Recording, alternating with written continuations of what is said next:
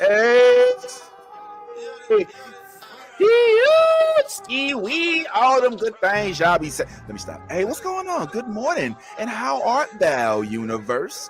It's a good day to talk about all the good things going on in the blurred verse. Oh, yes, sir. We going to the blurred sphere today, and we have special guests galore. So don't go nowhere because we want to talk to you specifically about what's going on this crazy season finale. I know it's been a few days, but my goodness, if you watch From, you've come to the right place. So stay tuned because we may actually have some folks that come from the From universe joining us this morning, in addition to the homie Maddie May, who may be joining us to talk some anime stuff as well. But real quick, back to the From stuff, because I still ain't over it. I'm not going to lie. I know it's been like 6 or 7 days, but this stuff has got me traumatized. How dare they do this to this man? Just gonna put this man in all kind of. Oh, he wants it. Watch it. But I know you got feelings too, and so does the crew. So let's go ahead and get to it. This is the New Blurred Order, friends. If you ain't ready, get ready. Let's go ahead and go. I love the New Blurred Order. You should too.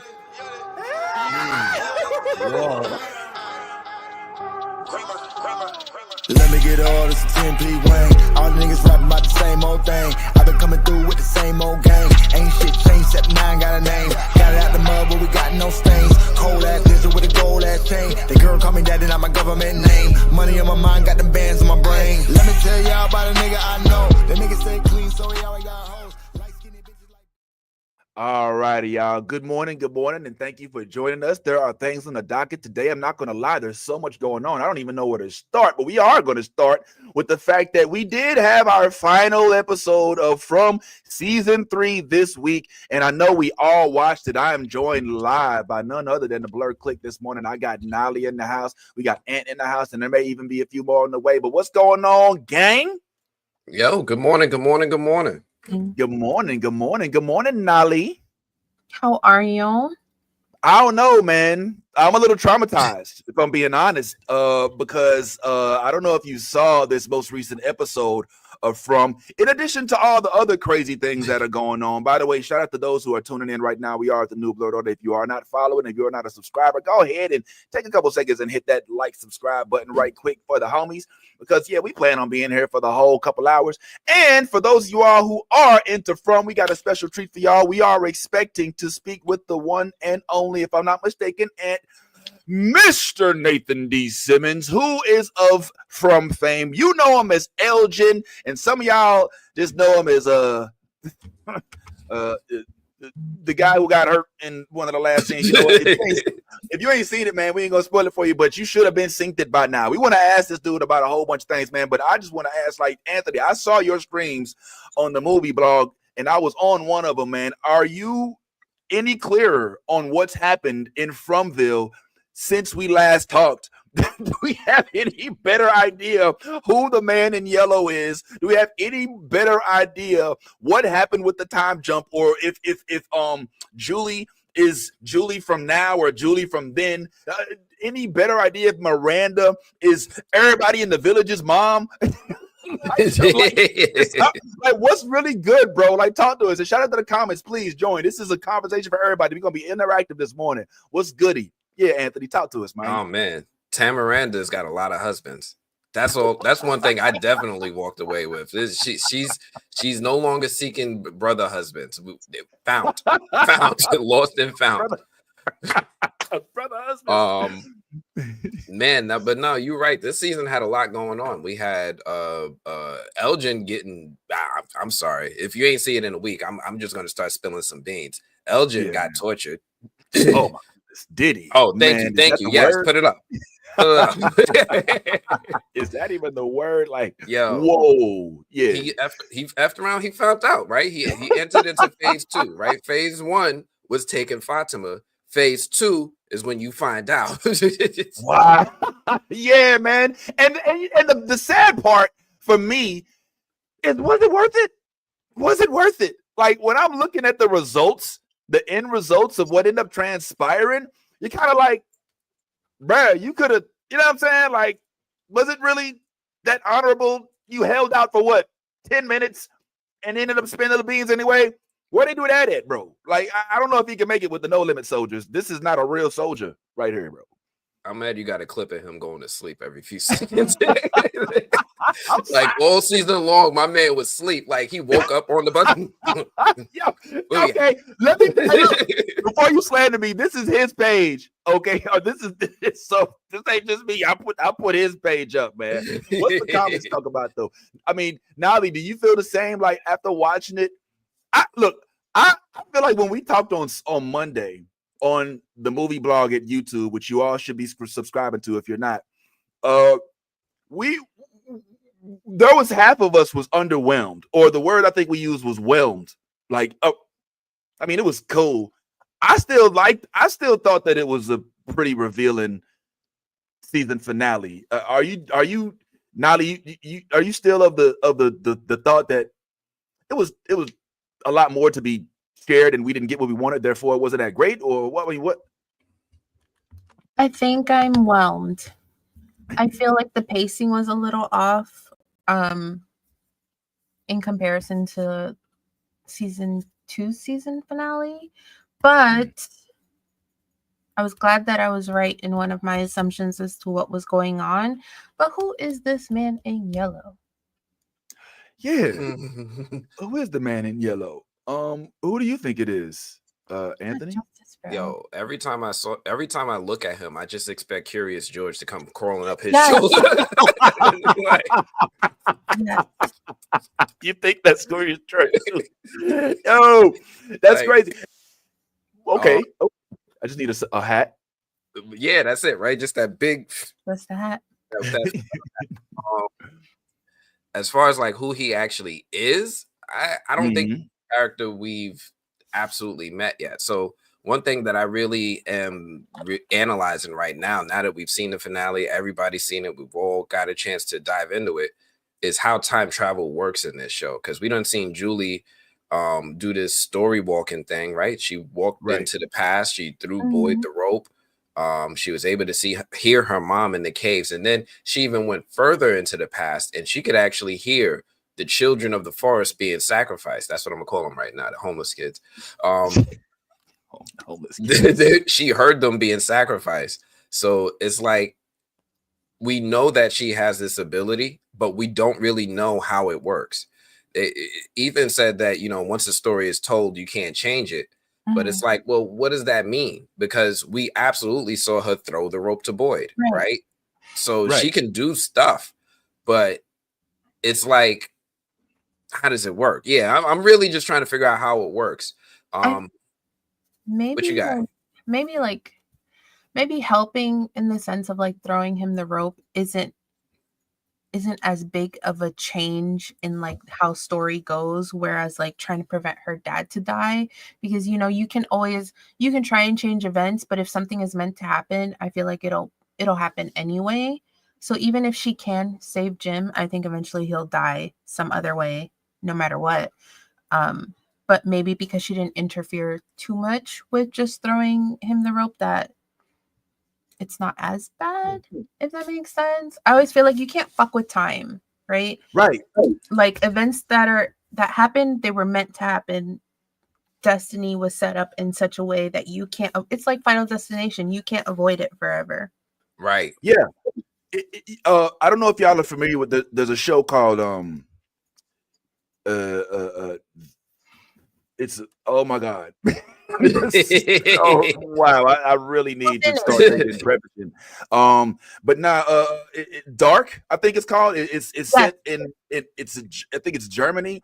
And one of the premises, I won't give away the show if you haven't watched it. It's 2 seasons. It's ridiculously good in my opinion. It's time travel based. Anything time travel always got my attention.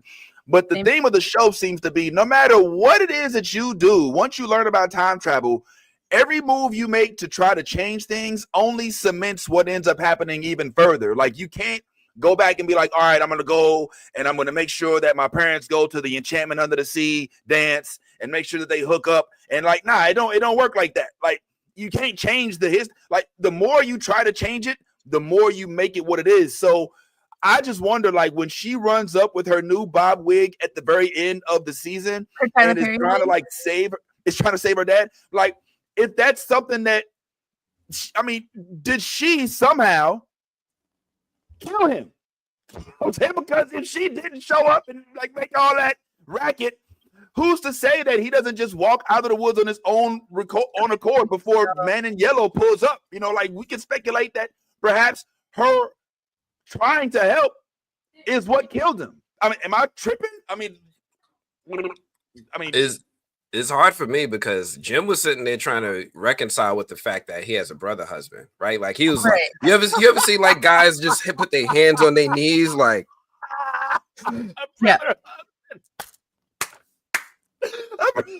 Yo,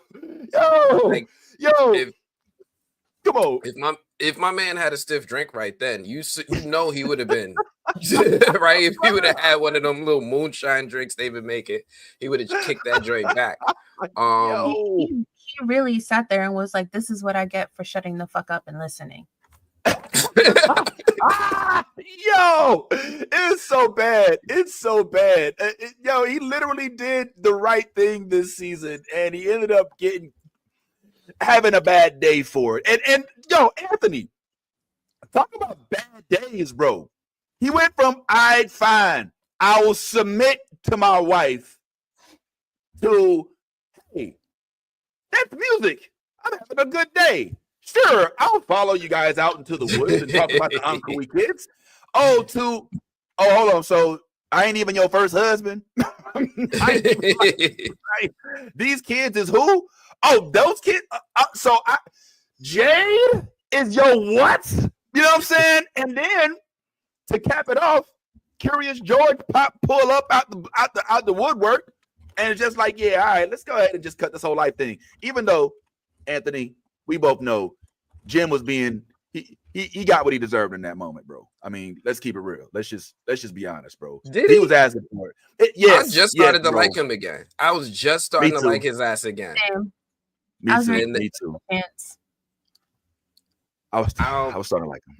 Yeah, no, I was starting to like him again. I don't think he got what he deserved. I think he got more than he bargained for. Because it's already bad enough when your enemy becomes your wife. Like you remember The Walking Dead? With Rick and Shane. Like, yo, that's my boy. Yeah. Now I hate you. Now I really hate you. Man. Like he went through all of that in 60 seconds. And he didn't even have a gun. But to be fair, Shane was acting out his ass. Jade was just on the same page. He was just realizing it at the same time. So he wasn't really like, on some Shane level, but there are some similarities, yes. He did do all that in 60 seconds. And let me just kind of just clear the name of Shane real quick. It ain't like Shane was trying to mess with somebody he thought was still around. I mean, he was trying to be in the Bible.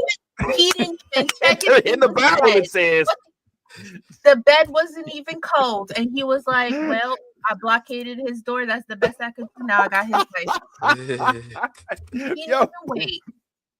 Yo, but then when they found out, I think the dirty part about that, honestly, wasn't Shane, because dudes gonna be dudes. It was the wife. Like, she's the one. Like, they off in the woods. You know what? We going into a whole other tangent. Yeah, I know. We sorry. Justice for Shane is all up. No, leave that man alone, right? The reason I said that my man deserved it, not because we all started to like him. He started to get better. I mean, I don't think anybody's gonna argue with that, but it's because everything pointed to him doing everything other than what he did in that moment. Am I right? Comment section, where y'all at? Everything. Daughter shows up. Let's go. Why? So man shows up. You should listen to your wife, Jim. Why? Who is you? Who is you, thug, that just pulled up out of nowhere in the daylight with a yellow suit on, that's talking shit with no eyelids? How will I have a conversation with you in your face while my daughter is telling me to run? Yeah, let me, the big bad tough guy, come and tell you, Mr. Ghost Man with no eyeballs, how I'm going to make this go. Let me tell you, in the middle of the monster woods, of which I have no weapons, nobody to have my back, nowhere to run, no talisman, no nothing.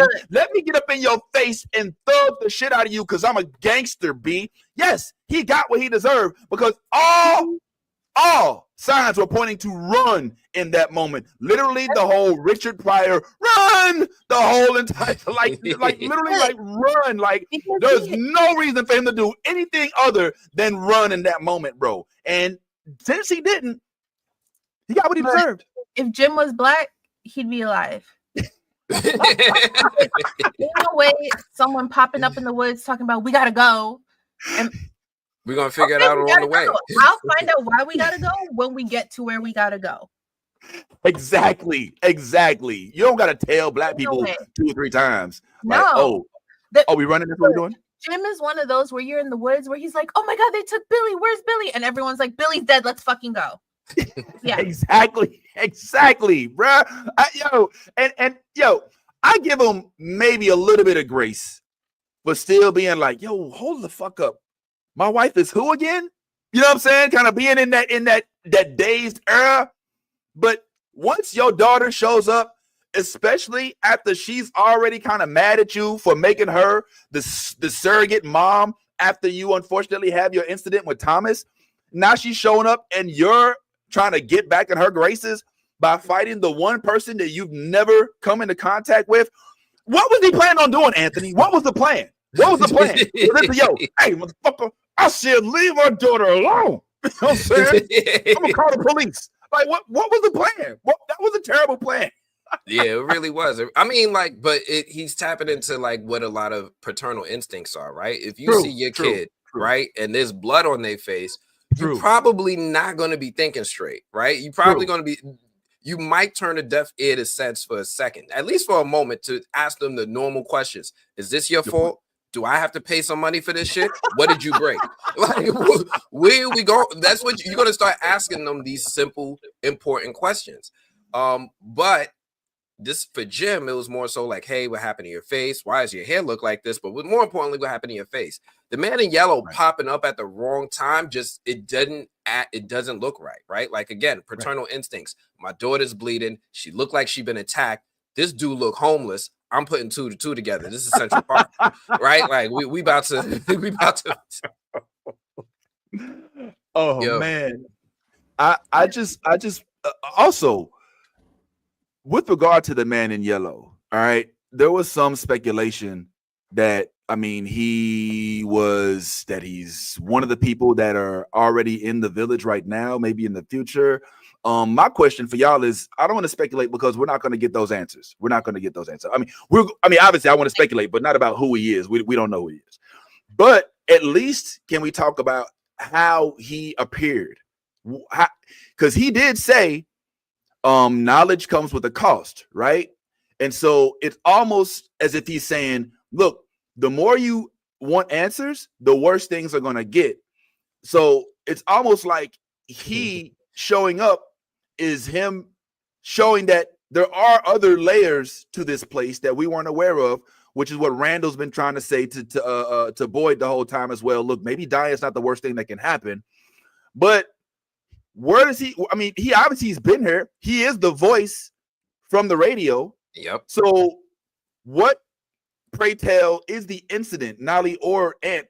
What is the incident that caused for him to now walk through whatever wormhole he did to now be available for us to speak to directly instead of over the phone?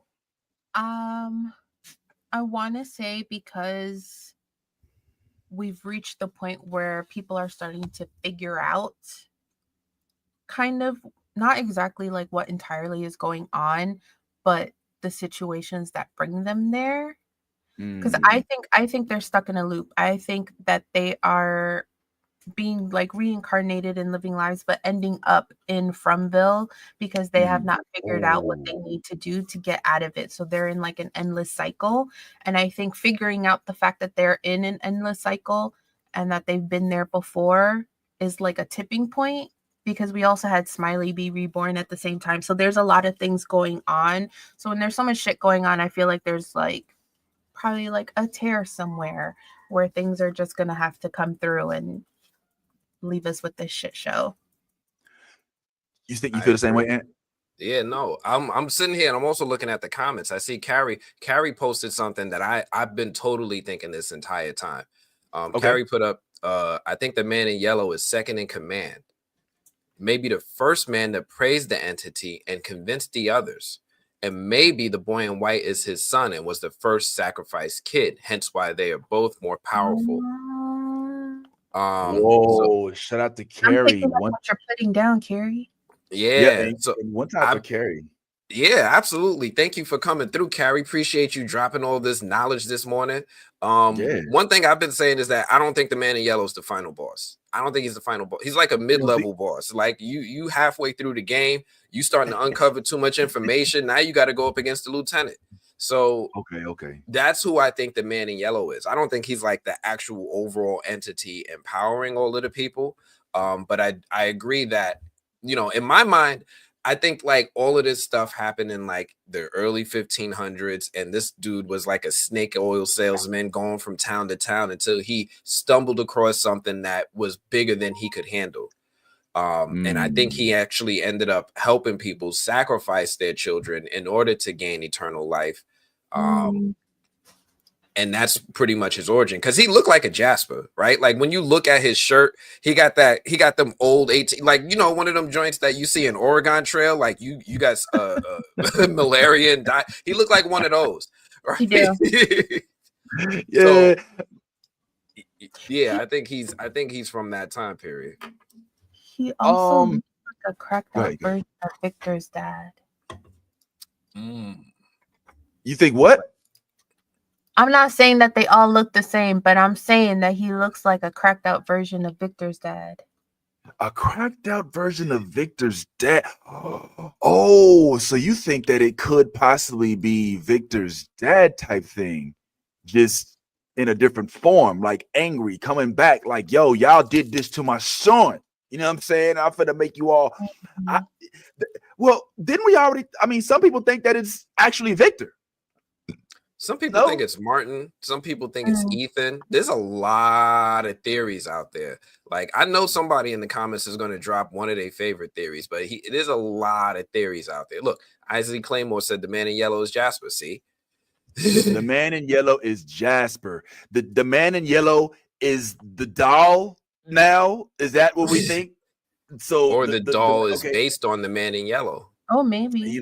Because maybe the doll is just a vessel, like another communication, like the radios in the diner and the radio at Colony House. Maybe it's just another vessel to communicate and influence things. Okay. Is there a possibility that he? I mean, because it's hard for me to say that he's Jasper when he's also the one that talked over the radio, right, Carrie? Carrie, shout out to Carrie in the comments. Who that said it was Jasper? Oh, my bad. That's Isley. Isley, man, what year was you born? Isley Jenkins from out here in Newport, Michigan. I don't know. It's hard to really depict that. Also, what the Randall thing? That ended weird. Am I tripping? Like, what was the conclusion of the Randall thing? Like, they kind of opened up a door and just left it open. We needed some more, because I feel like that's a plot thing that people are going to forget by the time season 4 premieres, and we're all going to have to be rewatching and being like, where were we going with this? Because they'll probably hit us with some shit in the first 2 episodes and we'll be like, wait, hold on. Huh? Right. Yeah, because what if? Like, what the fuck? Like, so I don't know what's going on with him and with the girls up in the hospital, so to speak.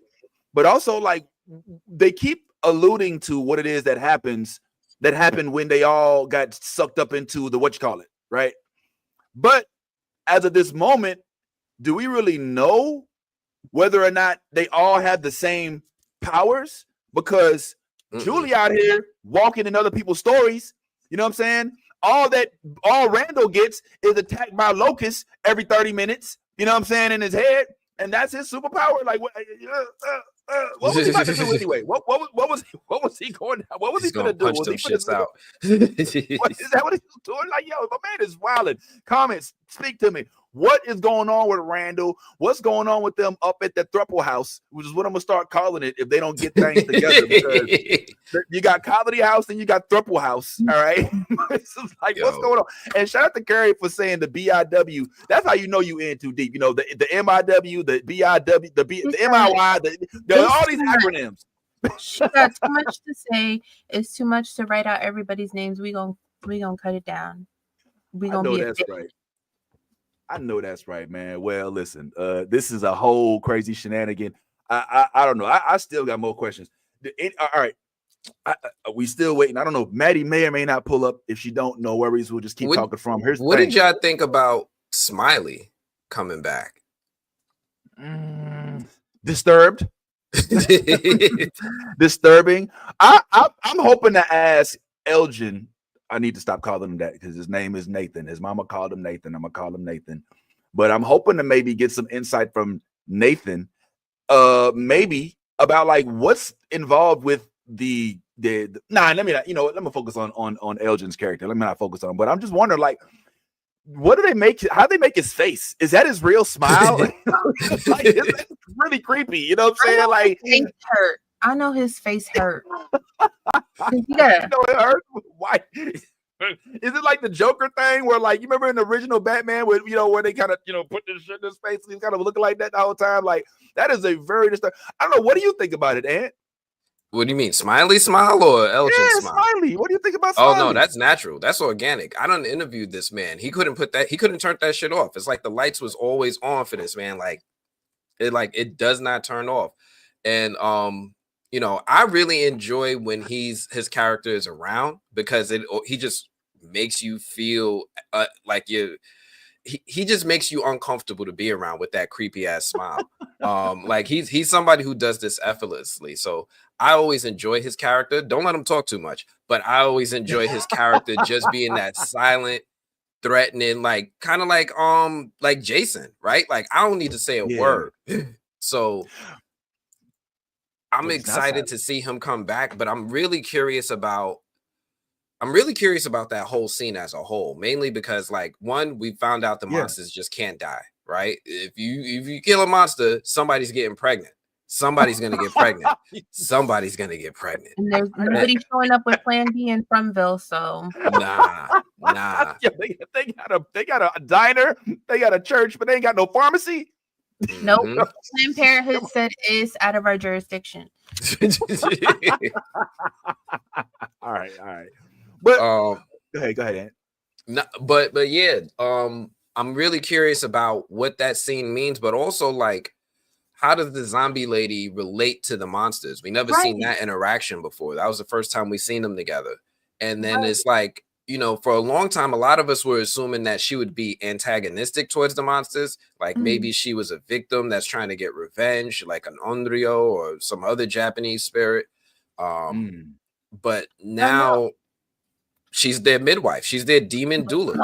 Like, she's bringing in midwife. That's what I'm gonna call her from now on, the demon doula. Yeah. Helping them out. Midwife. Yo, all right. Well, I want to take issue with something you said, and not take issue, but just kind of maybe counter it a little bit. You say that the monsters can't die, but that's not true. They can die. They just can be brought back to life, right? That's a little bit more accurate. So there is a way to kill them. It's just a matter of how do you prevent the babies from being reborn, if that's even a possibility. It feels like there is a way. Well, what you say, Nolly? Hysterectomies for everybody. You just gonna have to do it old school. It don't matter. Fatima wasn't supposed to. This was not natural vaginal birth. Yes. Nolly, this was. They sliced her open, yo. This was straight alien freaking birth type. I mean, I don't know. Was it? I mean, was it natural birth? She gave birth. It's just, I felt like it was hella quick. It was just hella quick. And that baby grew. Baby, there's a miracle grow baby. Like, well, good Lord. No. Like a chia pet. So I guess the way you kill them, Anthony, is once they die, if you get the right bile from the right dead, being or whatever, I suppose, or if you get the right, worm under your skin from said prisoner in certain tower, then once your reincarnate baby shows up, just stop eating. That's how you kill him, because remember, the baby was gone when she stopped eating. So all you have to do is start. Yo, why you look like that? This is true. This is facts. The baby was gone. Nathan. See, now I can't. Elgin had to go and feed her. She's like, oh, it's okay. You just got to feed the baby. The baby ain't eating. That's why the baby left, because you wasn't feeding the baby all of that good inside juice that they was eating, that they need to eat. And we were like, all right, cool. So that's what it is. So that is how you kill a monster in From, Anthony, just in case you ain't know. Oh, okay, hold up, man. We got a special guest in the building, everybody. I'd like y'all to help me welcome to the platform the one and only. You've seen her all over the place. You've seen her on TikTok. You've seen her at Airbnb. It's only one and only. Yes. What up, Yazzie? Hey guys. Yaz is speaking to us from an undisclosed location. I'm just playing. There she is. What's going on, Yazzie? Hi guys. How are you? We good. It's good to see you this morning. We're expecting some special guests, possibly. Maddie may not show. Here's the thing about Maddie, which I gotta understand. Maddie is a West Coaster. All right. So, there's a good chance she probably just didn't wake up this morning. And if that happens, no pressure. Maybe we'll speak to her again in the future. If she don't pull up, we're still hoping to speak with the homie Elgin, who we are going to stop calling Elgin, and we're going to call him From. Excuse me. I said From. I'm going to call him Nathan B. Simmons. Yes, I'm all over the place this morning. How you been? How's your Thanksgiving? My Thanksgiving was good. I'm all over the place as well. I'm sad Bad Tie is in here because I totally spaced with being with my mom for the holidays, my mother-in-law for the holidays. Like, they share the same birthday, so I'm over here kicking myself in the ass because I didn't wish my boy happy birthday, and I'm like, I know it was like, did I miss it? I'm like, woke up this morning all in like a tizzy, like, damn, I'm all backwards right now. I feel you. Yeah, we missed Ty. Yeah, happy birthday to Bad Ty. It was his birthday earlier this week. I texted Ty. You did. Nolly, thanks for reminding all of us. Sorry. With the love, okay, damn. I get from point A to point B and then right to point G. I'm just saying. I was like, damn, my Facebook didn't even remind me or nothing. You know what I'm saying? I'm about to write to Facebook and be like, bro, you're slacking on the notifications. How will we keep up? Yeah, happy belated birthday to the homie Ty. Ty's not feeling so well. He may still pull up this morning, but yeah, as of this moment, he is a year older. And I just real quick sidestep before we continue with what's going on in From World. And yes, we see you, Antoine. Shout out to Antoine. Shout out to Joie. Am I saying that right? Wa? Is it Juan Goddess? All right? You know what? I'm not worried about all that. We're gonna say Goddess. Yeah, Goddess. Shout out to Leo. Serenity, the homie. Yo, Serenity, I love you. Appreciate you pulling up on the YouTube always. Don't take it the wrong way. But real quick, about birthdays. I don't feel like it's my obligation to tell people that it's somebody's birthday. My mom is one of those people, like, she sends me those texts that say, like, hey, yo, it's your uncle Ernie birthday. He was born. And like, I don't know this nigga. I don't know this dude. You know what I'm saying? I know he's my uncle, but what am I? He gonna get some random text from some cousin he ain't met in like 30 years? And I don't like doing that. So I'm gonna keep it real. The day of Ty's birthday, I wanted to put in the group, yo, happy birthday to Ty. But I was like, nah. The real folks who know Ty's birthday gonna pull up. Well, I remembered. I just couldn't remember which day it was. Like, I was like, I know it's in, you know what I'm saying, between Thanksgiving, but I couldn't remember if it was before or after. And then, like, I'm here with my mother-in-law, so I'm trying to be in family, not mess with my phone and everything. You know what I'm saying? Like, and I was like, oh my God, I kicked myself in the ass this morning. I looked at my calendar. I said, wow. How did I miss that? How did I fucking 4 to 5 years with my friend, and I missed his birthday? I feel some type of way right now, so I'm gonna have to send him something. Nah, I ain't like that shit. Nah, no excuses, son. Yeah, I mean, like, you should have been hit. You knew my birthday, yeah. I mean, like, you ain't hit me up. You know what I'm saying? I kicked this whole morning. I've been kicking myself in the ass since I got up, and I had a revelation of I missed Bad Ty's birthday. I'm a horrible friend. Yeah, you is a horrible friend, yes. Like, I swear, like, all you have to do is pick up your phone, yeah, I mean. Yeah. Yes, I swear it's in the iPad right now. Like it's in the iPhone. All you gotta do is look at your calendar or whatever. Yeah, but it's all Like, good. the It's good to iPhone know didn't even why I say lie. it. That's what I'm trying to tell you. The iPhone, Facebook, all of them are Nah, slacking. I yo, need to you write gotta a program that shit. You know what I mean? Like, yo, but you really program for shit you really think is important. You know what I mean? I bet you ain't forget about your wedding and shit. Yes, I bet you knew to go What do over you all mean? It them was my buildings. So what is the exact day? What is the exact day is his The birthday? 27th is Bad You Guy's too, birthday. yo, I swear, like, yo, I swear, I thought we was down, B. I swear. No, it's the He shares the 27th. same Man, I birthday swear. with my mother-in-law. I will never forget. What you said, Ed? What you said, Nolly? You leave historically accurate Jesus alone. Yeah, that is true. I do be looking like Jesus and Jesus shit. Christ. I mean, but it's all good. Yeah, I mean, I'm gonna be here in a little bit, so y'all just calm your ass down or whatever. I'm just getting my hair right for the show or whatever. All right, Ty, appreciate you, man. Pull on up. Yes, we was talking about some of the crazy stuff that's happened in the world of From. I'm sure you've seen the finale as of this point, yo. And so the world wants to know who Yaz believes the man in yellow is. We have our suspicions. But who do you think Mr. Man in Yellow is? Pray tell, Jazz. I think he's Satan. Yo, did you see his eyes, bro? Did you see his eyes? Okay, this dude's eyes was like full on black and possessed, and then he like blinked or some shit, and then it like turned white real quick, and then it went right back to black, and he's like, and I was like, oh hell no, that's Satan. Oh no, not today, Satan. And the way he grabbed Jim and then just like bitch slapped Julie, yo, that's Satan. All right, he's got no disregard, okay? Because after he did that. Oh God, the finale. I'm still jaw dropped at like, oh my gosh, season 4 is gonna start off.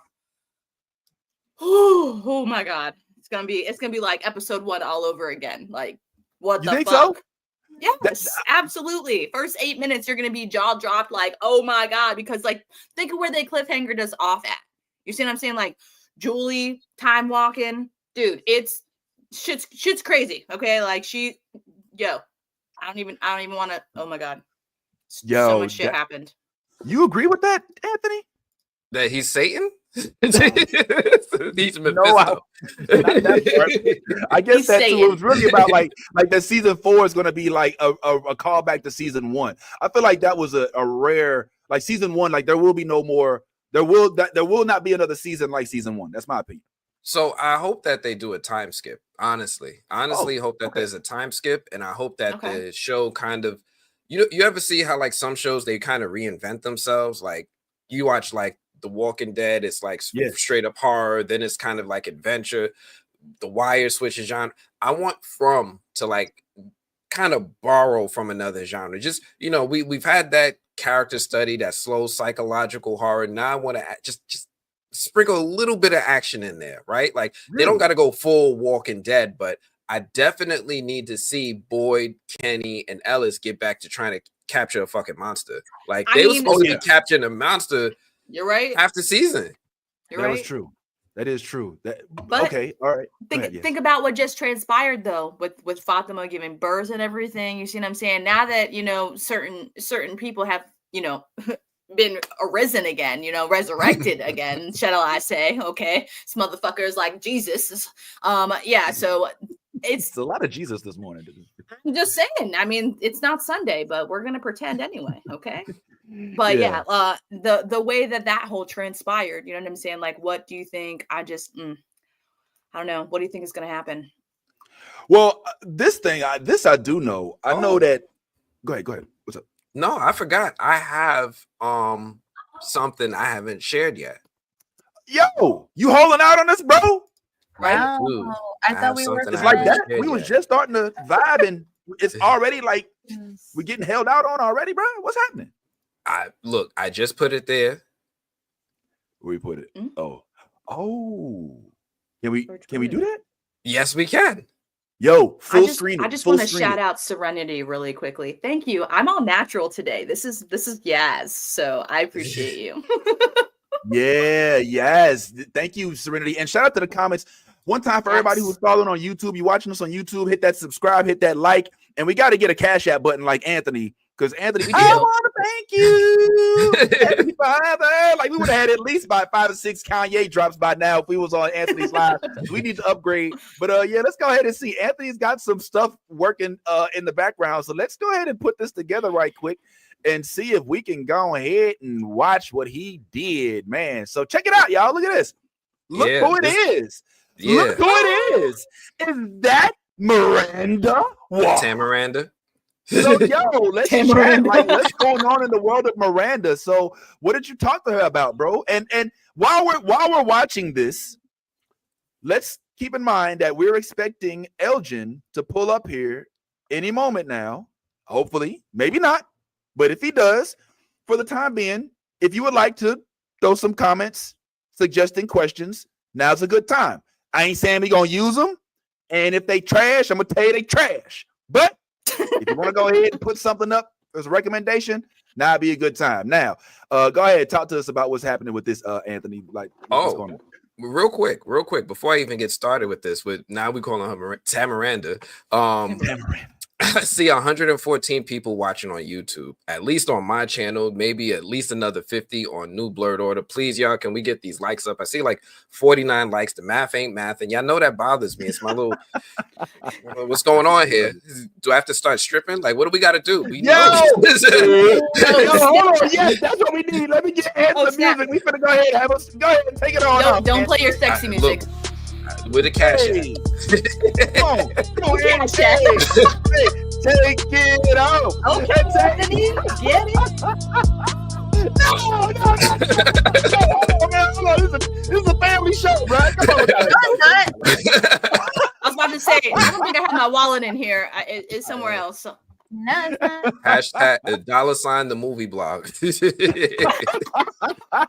movie. Take it off, movie blog. Hold on, what's that? Oh, hold on. Yo, we just got another one. I want to thank you, Heavenly Father. All right, hold on, y'all. Let me show a little something too now. If that's what we doing, man. Hold on now. Hey, fam, you. Oh, man. How much I can get for this side of the chest? Yeah. All This right, that one, might work out in a couple weeks. left or right? Anyway, let's go to Look, what's that's up with true. the interview, man? What's up with the interview? So I had an opportunity to speak with Catalina Sandino Moreno, the actress who plays Tabitha. I spoke to her once throughout the season, but this one was actually after the season finale. So I got to speak with her again. I didn't even share this with anybody yet, except for I think my Patreon members. So this is going to be the world premiere. Oh, thank you. Yo, hold up. Wait a minute. My Yo, turn. hold up. Meow. Did Vanessa just put 5 on it? Hold up, man. Okay. Yo, Make it rain, Anthony. Do it. Here we go. Hey, Anthony. Hey, Anthony. Stop some things for the day. I want to thank you. Hey. Oh, sing it. Hey. Go ahead, make it rain. Do a body roll. Hey, Not take it that's off. wrong. Do it for the child. Let me stop. All right, sorry. Let me stop. Yeah, man. All right, so go ahead. Thank you, Vanessa. We got to get one. Vanessa, hey, so that means that, hey, you know, Anthony got to split that $5 5 ways. Yeah. you gotta cash that outlet. It's like That's, all what you didn't get, that's why you didn't get a lot of dancing. He just stood up for you. So you could see the chest. That's it. Yeah. Just yeah. titty that, That's it, titty. right? Yeah, that's right. That's right. Yeah, Here they go. Real quick, man. Special guest. I want to thank you, Heavenly Father. Look who we got into his house. Is none other than the belated birthday boy himself. I want y'all to help me welcome Mr. Bad Time Bricks to the building. The bullies in the house. Sipping on lean like Quill. What's going on, that baby? therapy. Jesus, what it do? What up, everybody? I'm definitely under the weather. I'm out of it a little bit. I took some medication, so we're gonna see how long I hold up. Medication. Yeah, right. We'll see how long. That cough syrup. Yeah, little something green from the. Let me stop. Yo, man, you've been the topic of discussion this morning. Nolly is defending your baby. What'd you call them? Actual factual. Historically accurate Jesus. But yo, you just in time, man. We've been sitting there speculating about what's going on From and everything like that. And we do have the esteemed guest Elgin expected to join us here any minute now. But before we get to that, our man Ant was about to show us some of the stuff that he's been gathering. He's got all these infinity gems in these cast interviews, and we just want to kind of check this one out real quick. So go ahead, Ant. What were you talking about? Let's do it. I got to speak with Tabitha after the finale. I got to ask her thoughts on the finale. I honestly, I don't even think I've watched the interview since I recorded it. Like, I shared it with the Patreon members, so I'm gonna watch it with y'all for the first time. Let's go. Hey. Okay, let's do it. I am so excited to speak with you again. Let's go. What's happening? Have you watched all the episodes? What episode are you in? I'm all caught up. Oh my gosh. Oh my gosh. Right? Right? I'm definitely gonna run this after the finale. So I have to ask you, the reveal that Tabitha is the reincarnation of Miranda is making my mind do mental gymnastics. Same. What went through your mind when you learned this twist? I was having mental I mean, the same. Wait, it all makes sense. I mean, like, they're so smart in the way they write this show. Because when you see the interactions that Tabitha has with Victor from season 1, from there in the tunnels, when they go in the tunnels, you see her as a very motherly thing. Like, it's okay, Victor. We're gonna do this together. We're gonna do. It's okay. Don't hurt yourself. It's okay. Just let's sit down. Very calm, very motherly, very tender towards Victor, which a lot of people, like Jade is like, oh my God, that's a fucking freak out. I like it. Don't talk to me. You're a freak. Unlike Tabitha, that is. It all makes sense to me. At the end, I'm like, oh my God, you guys are brilliant, because that's what we've been doing from season 1. It's like this very nice motherly relationship, and actually, for her to be Miranda is like brilliant. Oh, I'm still in shock about that whole moment. And then Jim's death at the hands of the man in yellow. That's messed up. Like, Jim just wanted to know whose voice that was on the radio, and he effed around and found out. So how is Tabitha going to move forward from here? What would you like to see her do in going into a season 4, if there's a season 4, knock on wood? Oh, yeah. This is something that I've been thinking about, like, how is this going to move forward? Because this woman lost a child. Now she's losing a husband. So how is she going to cope? She has to be now the responsible parent for 2 kids, that one is smoking pot that she doesn't know yet. And the other one is growing way too fast. And I think it's going to be a blow for the family to deal with Jim's death. It's going to be how it is, how it would be in real life. I mean, like, can you imagine, like, you're losing members of your family left and right, and that's going to be heartbreaking. That's going to be super hard. So I'm just sad that I'm just hoping that it's a freaking nightmare. That's it. I'm hoping that it's a nightmare, that Julie wakes up and be like, oh my God, I had a nightmare that died. And then you're like, it's okay, Julie, Daddy's okay right here next to us. Because I think it's going to be an intense, it's going to be a lot for her.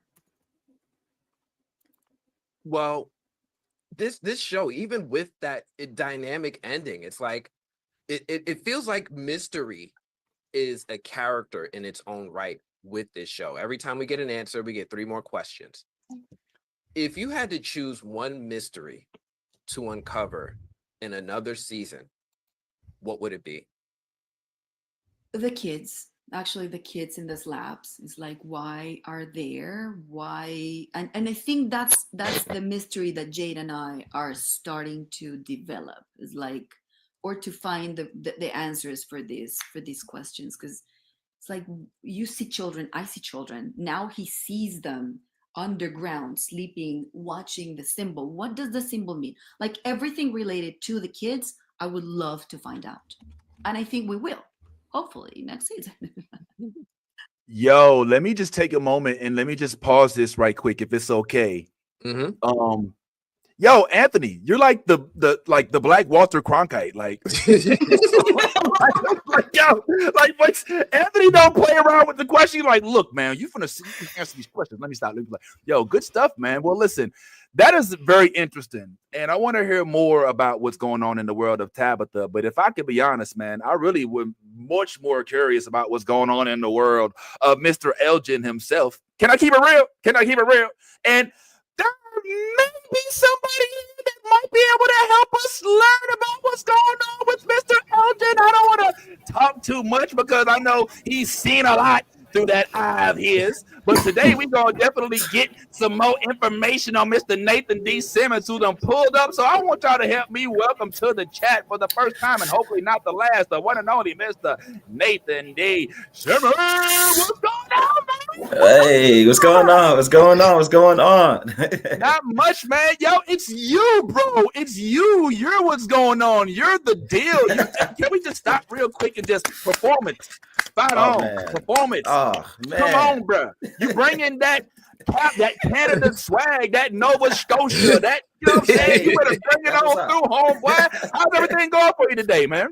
It's good, man. It's good. It's just waking up, chilling out. I went to see Janae Aiko last night, so my heart is feeling overwhelmed and blessed. Shinsia hit the stage too, like a dream come true. Shinsia, yes, live, man. My heart, like, Yo, yes. Pictures or it didn't happen, Nathan. I swear to God, bro. I got video. See me. I got video. I sent them to you. Like, yeah. Okay, so hold on. All right, so let me just real quick, because I know we got limited time with Nathan. Real quick, I just want to, first of all, we love you. We're so proud. The moment we saw you on the bus, we was like, yeah, bro. Yes. Little thing. I ain't locked up enough. It's not like that. No one knows. We got 3 on the show now, so we have. But hey. But for you to drop the Shinsia reference, so he's got some Caribbean roots. Do we have a Caribbean background? What? Adrian? Talk to me, Adrian. No, I can't say that. No, my girlfriend Bahamian, right? So she taught me. Okay. She brought me all into that world, That's awesome. Like, yeah. So nice. Yeah, I'm learning, and like I think first thing we met was like Shinsia. I was like, what the heck? What? Oh my God. Oh, this is all right. For those in the chat, shout out to if you don't know who Shinsia is, please go ahead and exit the chat. All right, because like you have, what are you doing? So you're completely nobody to me right now. In fact, and please notify who you are so we can block you as well, because we don't want you coming back. But yo, real quick, man. I know, like I said, we got limited time. I just want to introduce you to everybody we got here. We have my homie Yaz here on your right. Myself, I'm the real Vince Taylor. Bad Ty is below me. He's not feeling well right now, but he pulled up even though he's on his deathbed to make sure he can speak to you real quick. And I wouldn't be and Ed's here as well. So just want to say big up, y'all. I'm gonna go ahead and open up the floor. Yes. Oh man. First off, thank you so much for giving us your time this morning. We know your time is very valuable. We're going to try to take advantage of it, but also be respectful of your time. Here's my first question for you, because you came into the show in season 2. So like, how have you enjoyed your journey so far into this world of From? Like, have you embraced the intense fan base, or are you ready to change your IG to private? It's funny. I like the interactability with fans. I like how people are trying to find theories and stuff, and are actually loving the show. I know many people have said this to me, and I guess anyone who creates anything knows it's hard to find shows that are that good that fans actually love watching. You know what I mean? And that's what I enjoy so much. And also, I haven't come to terms with it yet. I haven't had no scary or weird experiences. I'm just I think I'm kind of like an everyday man walking down the street, especially when I got my beard. I don't think really people know that much, right? So I know that's right. You grow your beard out, I'll be like, oh, Elgin's from The Wire.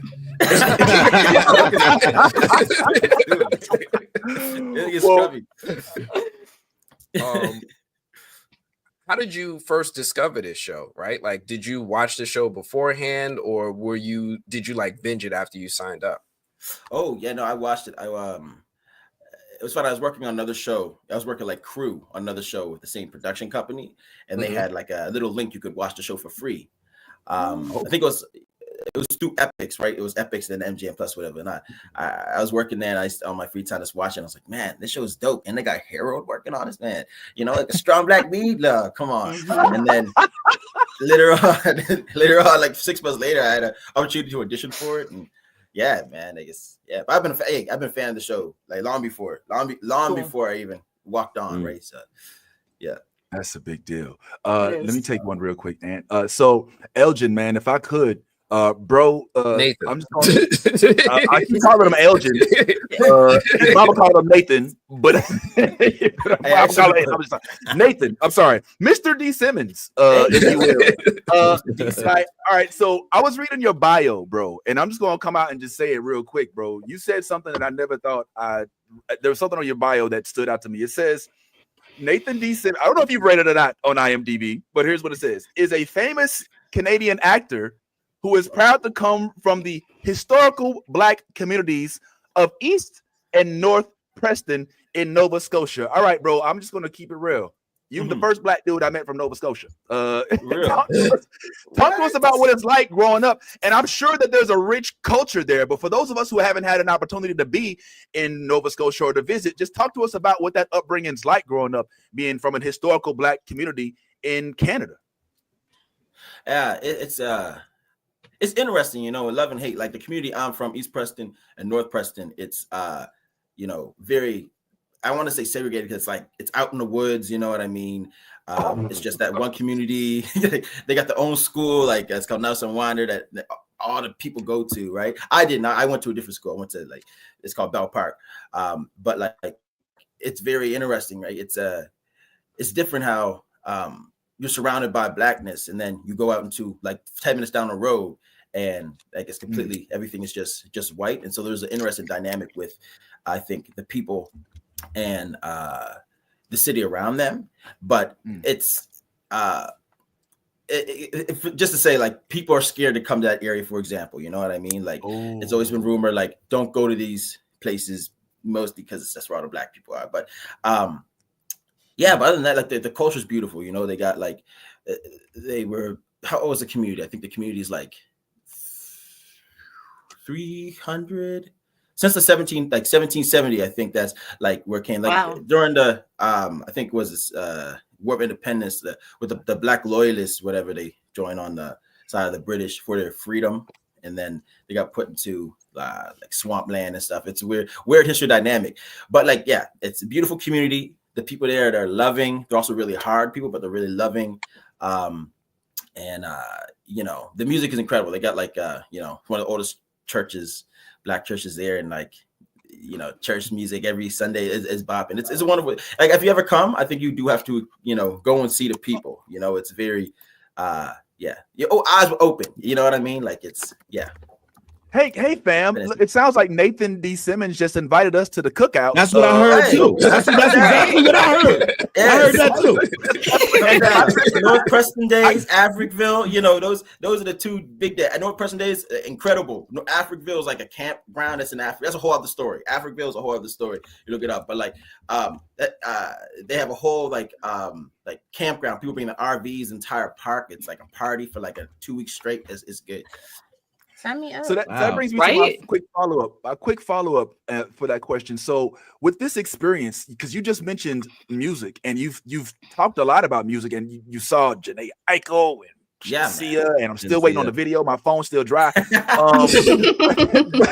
But yo, you have an outside of the world of acting, which you're extremely talented, and you have a love for music. I mean, you consider yourself a musician. What is that because of Nova Scotia? And what is your musical like your experience? Like, what do you are you singing? Are we playing instruments? Like, what's our limits? I mean, I'm sure there's no limits, but what's up, bro? Oh, I guess right now my primary instrument right now is bass. That's what I play. Yeah, I just finished playing. My buddy had a festival name. His name's Harms, and I just finished playing, and we arranged some stuff. It was beautiful. So that's what I primarily do.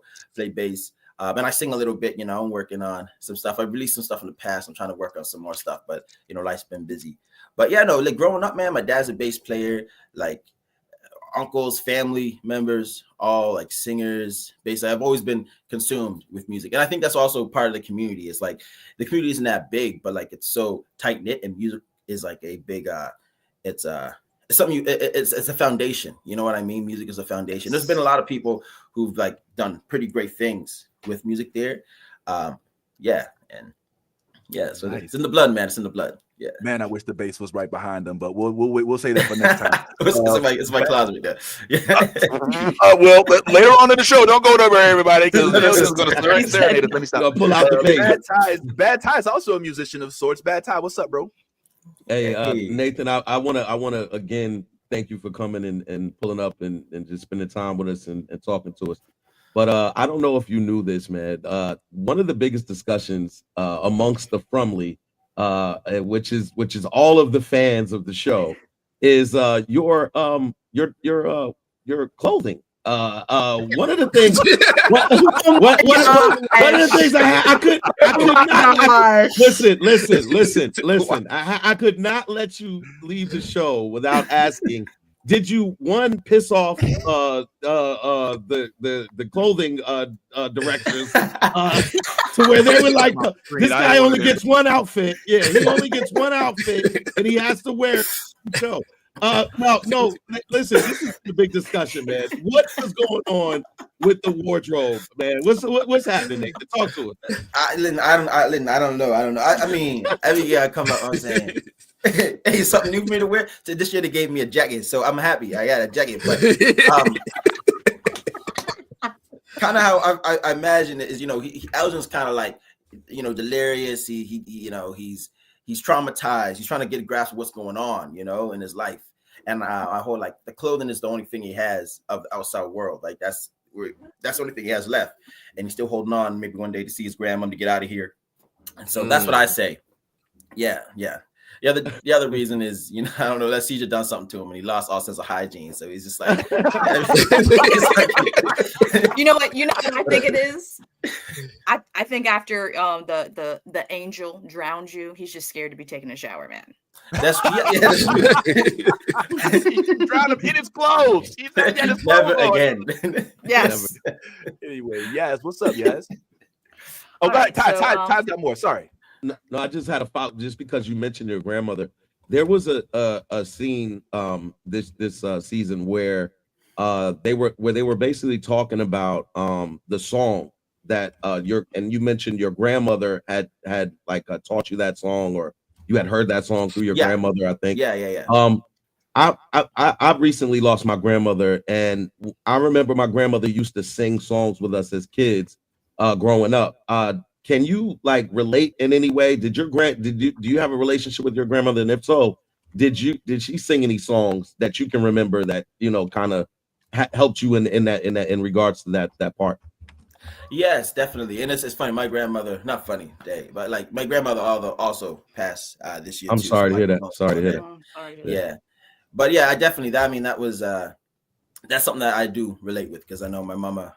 We call it like there are certain songs that she would always sing, like "Come Around," and she's always whistling or singing these songs. So, and it's funny because what I really did identify, like when we did that, I think it was last year, like was a part of like I don't really know what that song is, but the minute I hear it, I'm like, oh shoot, that's the song Mama sings. You know what I mean? Like that's the song. How's it go? The song Mama. You know what I mean? But that's a part that like I could identify quite easily. I could have swore. Oh no, did we lose him? Was it me? Uh-oh. Yo, he's frozen. That freeze right there is perfect though. There he is. All right, cool. I thought, yeah, man. Like waving. All right, yeah. It's so funny because I could have swore Ty was about to ask him to sing his grandma's, like to sing something. I was like, no, that's where we at. That's where we at. I mean, I'm not letting it go, but he gonna be like, I gotta go. I'm like, oh, sorry, man. Sorry, let's just. All right, so yeah. Vince, I'm more impressed with the internet in Canada that Nathan just waved and it just comes back. He's just like, yo, whenever my internet is working, I just be like, listen, it just come back. It's the camera. He has to put the motion back. There we go. He's working it. It's the vibe. It's like, hold on, let me fix the internet guy real quick. right, we good to go. Yes. Yeah. Wax on, wax off. What's good, Yazzie? Okay, so hey Nathan, Hey. I have a question for you. Mine is kind of like leading into the future. I know you can't give us too much tidbits, but I just have like speculations for you, I guess you could say. I give you some. So with everything that's transpired in the season finale, what can we anticipate is going to happen with Elgin, and like, can we anticipate any shifts from his character, kind of like we did with Sarah? She started off very innocent, very sweet when she came into town, and then after things kind of got a little crazy and weird with her, and the town kind of took over, her senses and pretty much her life, she's obviously became the scariest person in town. So can we expect as Victor calls her, you know what I'm saying? So, it's his savior, scariest person in town. So can we expect, or do you speculate that maybe, Elgin is not going to be as, sweet and kind hearted and, as caring? Because I mean, even with everything that transpired in the last, episodes with Fatima and everything, you still sweetly tried to, aid her, even though it was, kind of crazy the way everything transpired. So I'm wondering if Elgin's gonna still, be as innocent as, he was prior to this experience, especially with not only Boyd, but Sarah traumatizing you.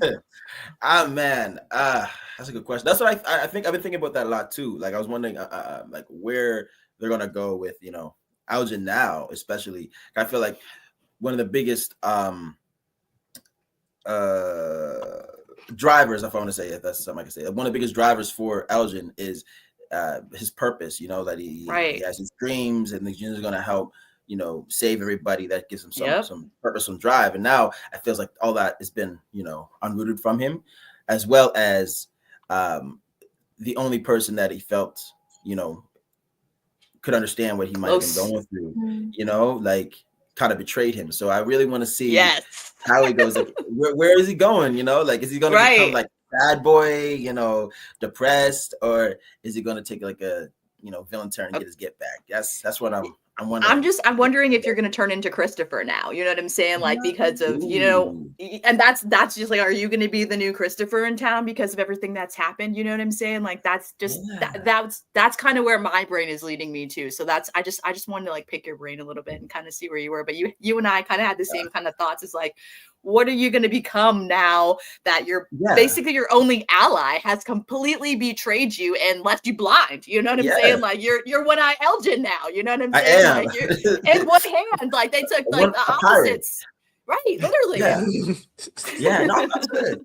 I'm right with you though. I'm really curious. That's what one thing I can say, and I'm happy for, is that John is like an amazing like writer. Like I know some people may say he doesn't know. Like Jack and Jeff and them, they know what they're doing, and they love writing characters in difficult situations and seeing like what happens, and they love to write things for like their actors as well. Like so they don't just produce something like this or something important that happened else in this season and just like leave it. They like to explore as much as they can, and so I am excited to see where Elgin goes. So. Yeah.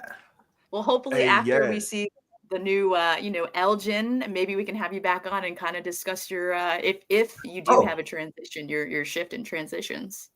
Oh, for sure. Yeah, absolutely. Yeah. Well, if I could, Nathan, I don't know if he's going to be able to come back on because this role is obviously leading into him becoming Nick Fury. So I don't know if he's going to be, willing to come back on the show after this, because he's clearly going to be like a huge Marvel. Like they're getting him ready for young Nick. Is what I see right now. I can't. Oh my god! What? I know. I'm not supposed to cross the streams. I know. MGM. I know. My bad. Sorry. But that's what I see. Cinematic universe, baby. From CU is what we need right now. You know. Yes. Hey, I love that. I grow my goatee too. I grow a nice little goatee. You can see it already. Like it's there. It's identical. Look at the eyes, man. Look at the eyes. We might need you to practice or excuse the language, but a few motherfuckers, you know what I'm saying? We're going to do Samuel L. Jackson. Let me go ahead and get one right now. Let me stop. Oh, it was coming. It was coming. Yeah. Hold on. If you start walking around with a cat, I'm just saying. I'm just saying they're little stalkers in there. It's young Elgin. The voice got to drop a bit more, but it's with that motherfucker. Like it's listen. Wait, by season 4, I'll get it. All right, I say that. All right, we're gonna hold you to that. And the bass drum. Pull up, Nolly. What's up? I have a question, and I know that you can't answer the first part of the question in detail, but did the writers give you like a deep backstory for Elgin that they shared with you that helps how you portray Elgin on the show? No, not at all. No? So No, you're just raw dogging it. Yeah, exactly. Yeah. No. Wow. Just straight off the zone. Like all I had was, I think, my audition side. I think I talked to them and they were like, you can use your audition sides as a reference, but some stuff may change. And everything that they give you on the scripts is all the information you have to run with, right? So the rest of it, I make it up. And if I'm wrong, I just pivot a little bit. Yeah. And I have all kinds of theories like, oh, this is why I'm doing this in the future. And then like by the time we start to shoot it or by the time a few scripts come out, I'm completely wrong. So gotta stay on your toes. Yeah. Okay. I love that. Yeah. It's fun though. It makes it fun. You know, you just gotta just have fun and just do, you know, what's on a paper and like not take yourself too seriously. That's what I love about it, right? It's such a wonderful breathing experience. That's dope. I love your growth. I'm just saying from when we saw you on the bus from, you know, the beginning or the end of season 1 to now, you know, season finale, season 3, the growth of Elgin without, you know what I'm saying, you having any subtext, you know, as to his character. It's been amazing. I'm not gonna lie. Like Nathan, you have done a great job because at every turn I'm like, oh my God, Elgin, I just want to hug this boy. You know what I'm saying? Like he needs someone to just listen and hug him. And you know what I'm saying? Like, yes, like that moment you had with Julie in the basement when you guys were having your movie montage and you were playing with the camera and you found the camera. Oh, that was so heartfelt. I was like, finally, this boy gets some relief. Finally.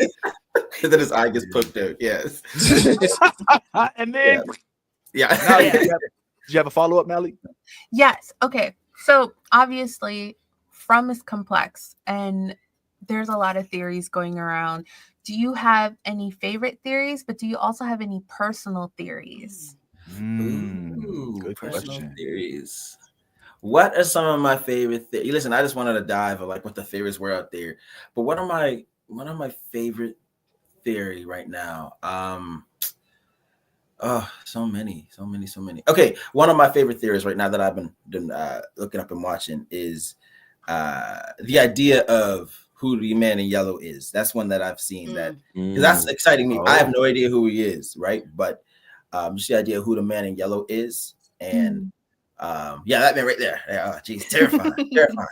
But yeah, him, like who he is and like the characters. Like I think one person was saying like, oh, it's possibly Randall. You know what I mean? And that making me think about some things. And it's like, oh shoot, what if it is Randall? And that's like that's one of my favorite right now because I like Randall's one of my favorite characters on the show too. I love seeing how Randall's developed and stuff. And yeah, that one. And my personal theory, though, my personal theory is that the man in yellow is Ethan. That's my wow. That just kind of mind fucked me a little bit. Yeah. I don't know why. I don't know. Okay, a little bit. I don't know why. I had an idea like Thomas. Well, if you think about it, like Ethan is the man in yellow, but yeah. That's mine. I'm probably wrong. That's just one thing I'm like watching it. As a fan, I don't know anything. As a fan, but yeah. Well, unfortunately, Elgin, I hate to tell you, but you are wrong in this particular instance because this is the man in yellow. We already figured it out. So we're just waiting for MGM to release the actual.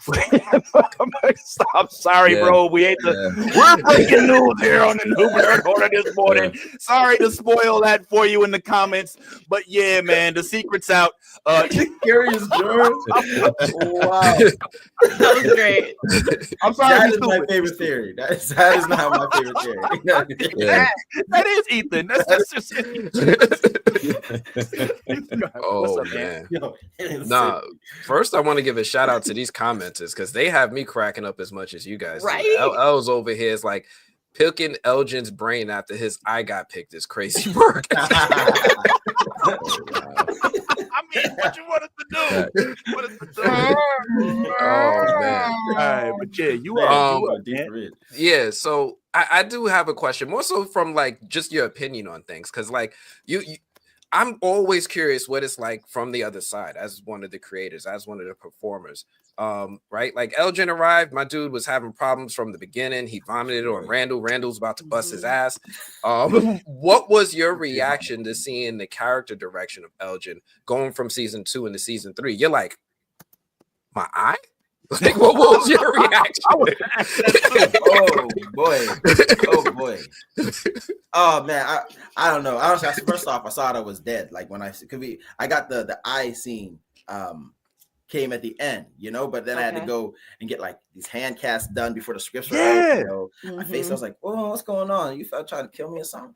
But like I do love the fact like he starts off super shy of everything, you know, and then that journey, I feel that I say is like the journey of bravery as he goes, you know, on it through the story, the journey of like he's scared of everything, but he challenged that fear to try to save everybody, to try to do some good.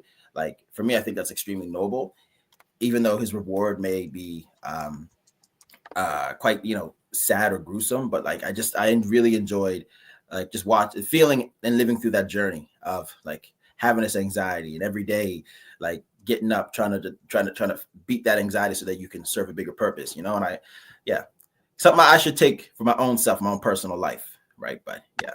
Look, man, you doing your thing. I'm proud of you.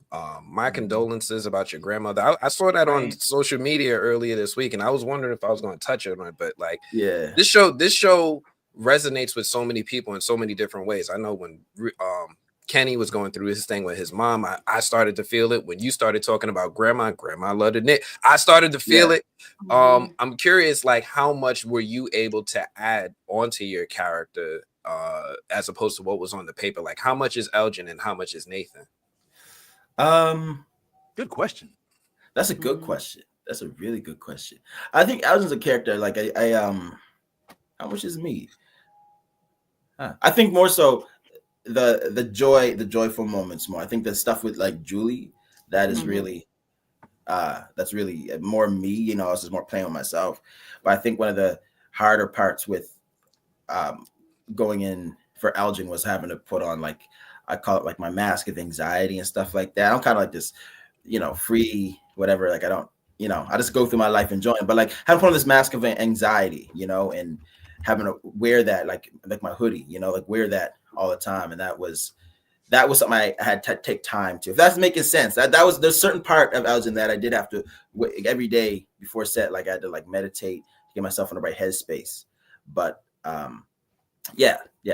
The rest of it is me. All the fun, like with Sarah, I feel like that was very much so me, especially with the grandmom stuff, and with Julie just enjoying. But definitely, you know, most of them, yeah, there's a separation. Yeah, like I said. Yeah, I definitely. So Nathan, you're basically saying you smoke weed. That's what I was. That's where I was going. That's where I was going. I was like, so he was like, Julie, me and Julie, we kicked it. We had fun. we connected. You know, we know that the Canadian flag is a leaf. It is legal. It's legal here. It's legal. Like you can go down the street anywhere. It's illegal. No, I don't smoke. I smoked weed. I don't smoke weed anymore. It started messing up my lungs and stuff, right? So, but like, yes, I used to smoke. You know, it was a good deal. Breaking news. We got the clip. We can allegedly censor. Allegedly. Censor. He didn't inhale. Go ahead, Ty. Did you have more, bro? You so silly. No. Go ahead. That's right. You jumped in on my time. Nah, you took my question. I ain't gonna lie. You're like, that was real. Like, it was there. My bad. I want to piggyback off of what our good friend Anthony said. And it's kind of with regard to you and the separation and distinguishing your character from who you actually are in real life. I'm just curious. You just gave us a little bit of a glimpse, But at some point in time, we know that they don't tell you everything. Like you're speculating as much as we are with regard to what's going to happen in season 4, and whether or not Curious George ends up being, or it's, we don't know. But you do at some point get the script, and you get to read through it, and you learn. Oh shit! My hand. Oh my god! So like, my question for you is like, when you get that script, do they give it to you like, here's the script? And when you get it, are you reading it? You're like, what the, what I'm saying? And then like, you have to like change, because that's a completely different type of scene than you've had to deal with in these scenes since you started working. And I'm just curious, like, do you get it and read those lines and you're like, okay, I have to go to a dark place. I have to go to a dark place. I have to remember back when I fell off the swing when I was back in child. Like, how do you like get yourself prepared for such a violent, completely antithetical scene to your character? Yeah, that was hard. I think like the interesting part about it, not the hard part. The interesting part is like we get the scripts, and I think we got them, and we went like a few days later to a table read to read, especially the final 2. And one of the comments like Cortion said is like what the hell going on with you? Like what's wrong with you? Like what's going on with your character, right? And that's like the energy. Like we get together, read. I'm like, what is going on? Like what the like. This is insane, especially the last 2 episodes. So funny. Like that, a lot of our minds were blown. You know what I mean? Especially when you talk about Jim at the end. Like, I think it was like what the fuck? Like, it was crazy. But with me, for some reason, my work, I'm like, oh, I'm still gonna be some type of hero, like, and I kept believing that. And then I got to the last page, and I was like, "Wait, what? Wait. You're the victim, not the hero. You're the victim, my friend." He's like, "Wait a minute, who comes into the room? No, not her. Anything but her. Like what?" Yeah. How straight-faced she looked when she said that too. Like, Boyd's too sweet to do this. He can't do this. Man. Oh man, that was. And I'm just can we just applaud you, because I'm not gonna lie, I had to rewatch that ending scene, like with the hand, to start from like with Boyd with her hand to the end with Sarah, just so I could see the emotion. And I was like, oh my god, this poor boy. Wow. Like the tears, they were so, oh my god, they were so organic, man. I was in the feels, like you had me for sure. That's on Sarah and on Harold. Like that was such a fun fun. We're just playing okay, in an active way. Fun. It was like, a lot of playing, like a lot of energy. We're tossing like so much back and forth. Like Harold looked like he really wanted to kill me. Sarah terrified the hell out of me.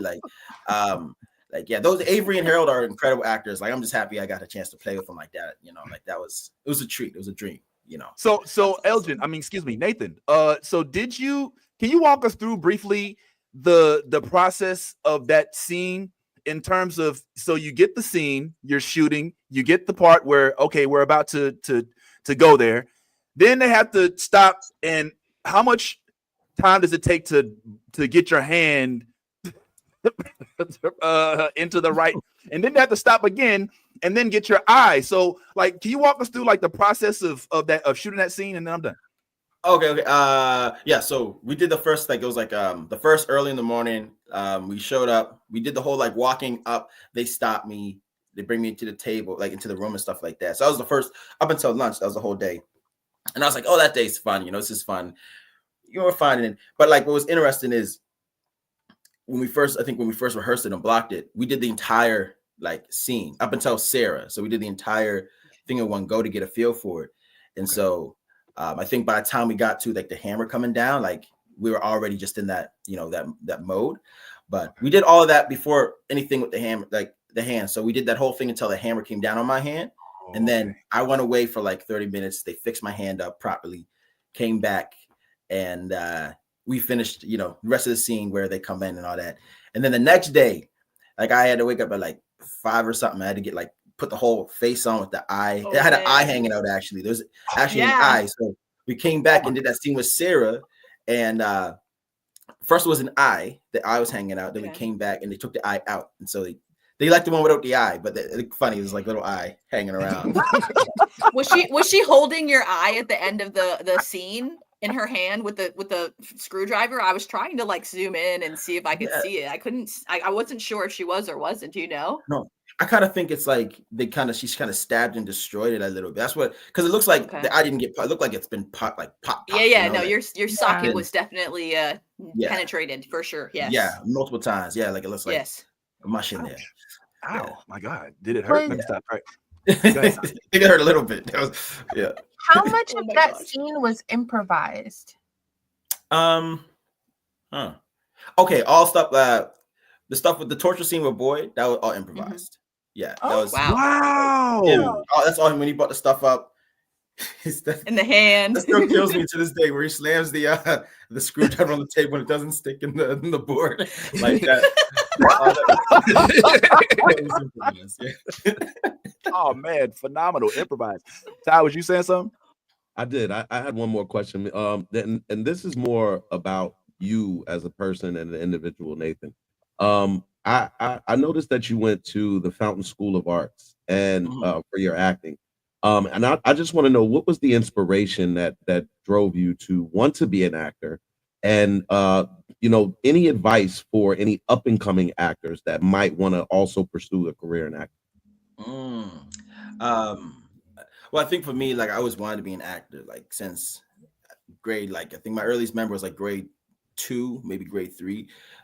My elementary did like a play of like Annie, and I was too scared to sign up for it. And at the time, they were letting anybody join if you just signed up. I was too scared, and I remember watching it, and like it broke me, and like it haunted me so long in my life. And so when I got to high school, I said, you know what, I'm taking a drama class. Took it, fell in love with it, but the problem is I also fell in love with football in high school. So hey, I was going to be part of the question too, because I was like, yo, you're a big dude, man. You know? Yeah, man. Hey, I'm up there. No, but football. Like, and I love playing football. Play high school, and I was gonna go for university, and I was gonna like take my first year because I was doing sciences at the same time. I don't know why I did that. Like, but I did sciences, and I was gonna do sciences of football, but then my science like marks were like third, like they're bad, right? In university, and then at the same time, my physiotherapist said like I shouldn't play because my knees were bad from previous seasons, and if I played this year, I would have to have surgery or something. And so I said, let me just take this random theater course at my school's called Dalhousie. It was part of the Fountain School, and I went in there, and immediately it was like, things changed. My marks skyrocketed up. Like, fell in love. It was something that was the amount of time and effort I put in everything else. I seen a greater a greater return with theater, right? And so, like, I'll tell the people, like, you just got to follow your heart and follow your passion, like the early passion is, because if you're really passionate about something, it's going to work out one way or another, right? And I think with me, that's the same way. Like, I think it's just, I think this is what I was meant to do because everything just lined up perfectly. So that's good. It's good because we all know Canadian football isn't real anyway. So there was nothing. There was no future. Chad Johnson, he said the DBs are some athletic players. I don't want to smoke. I'm sorry. These are just bad jokes. I'm sorry, man. I don't want to. I still want to come to the cookout. I still want to hear the bass. So I don't even say that. Okay, Yaz and Anthony, do we have to respect Nathan's time? I mean, he's got other stuff going on. I'm sure he didn't wake up saying, this is all I want to do all day. He probably is already missing out on cool stuff just for being here. So I got up like an hour and a half ago. I'm chilling. Okay, well, we chilling. Well, we'll be respectful still, but we appreciate giving us a little bit of leeway. But yes, you had some more than I believe you had some more as well. Yeah. Okay. So, Nathan, my question to you was, the whole plan to get Fatima into the cellar, the root cellar, so that way she could give birth. Like, it was, you kept telling her, you have to be here, like this has to happen. You know what I'm saying? Like this is where it needs, like, you have to give birth basically. Yeah. Did Elgin, did the angel, I guess my question is, tell Elgin that she had to be there because that door would open up so it would go down into the creatures? And like, did he know that Smiley was going to be Fatima's baby? No, I don't. He didn't know Smiley was. He thought that the baby was going to be someone that was going to be able to help us out of the town. you know. Okay. And I think one of the directions I got, like for an example, is think of it almost like Mary, you know, baby Jesus. That's what Elgin was imagining, you know. The So angel like came. what was baby Jesus for Elgin though? I mean, because we got Smiley. So my question is, you know what I'm saying? Like what was Elgin thinking Fatima was carrying that was gonna save them? Because I mean, I thought it was a parasite, you know what I'm saying? And obviously, I mean, it was the lead parasite of the town. So you know. I thought it would have been something like almost like a boy in white, you know, like that had some type of effect onto the town, some type of effect to change what other rhythm is keeping, you know, these characters here and trapped. I thought that's what Elgin believed was going to happen, you know, a key to the madness. Gotcha. Okay. Yeah. That answers my question then. Thanks. Yaz thinks you're actually Elgin. So please forgive us. No, I'm sorry. Go ahead, Anthony. Oh man, I'm gonna try to distill it to just one. Just watching you, and I can hear the classical training in your voice. Like you, Harold, you have that Broadway classical training accent.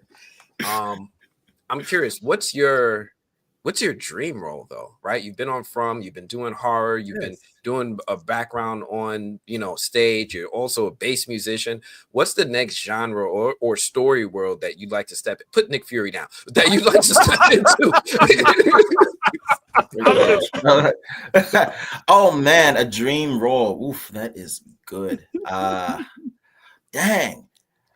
I mean, listen, I'm a nerd kid, so I do want to be, you know, one day I want to work it. I'm a nerd kid. Like I really wanted to be, you know, I want to either be like a live adaptation of an anime or you know, any of the DC universe, MC universe. Like I think that's something that my heart really goes to.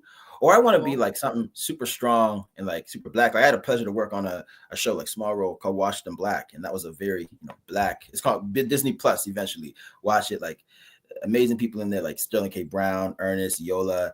Like it's a stacked cast. It's coming out, and it's going to be. I just only small role. Like but it's the whole concept, and the whole like just being there was like super black, and I want to work on something like that as well. You know, something super strong.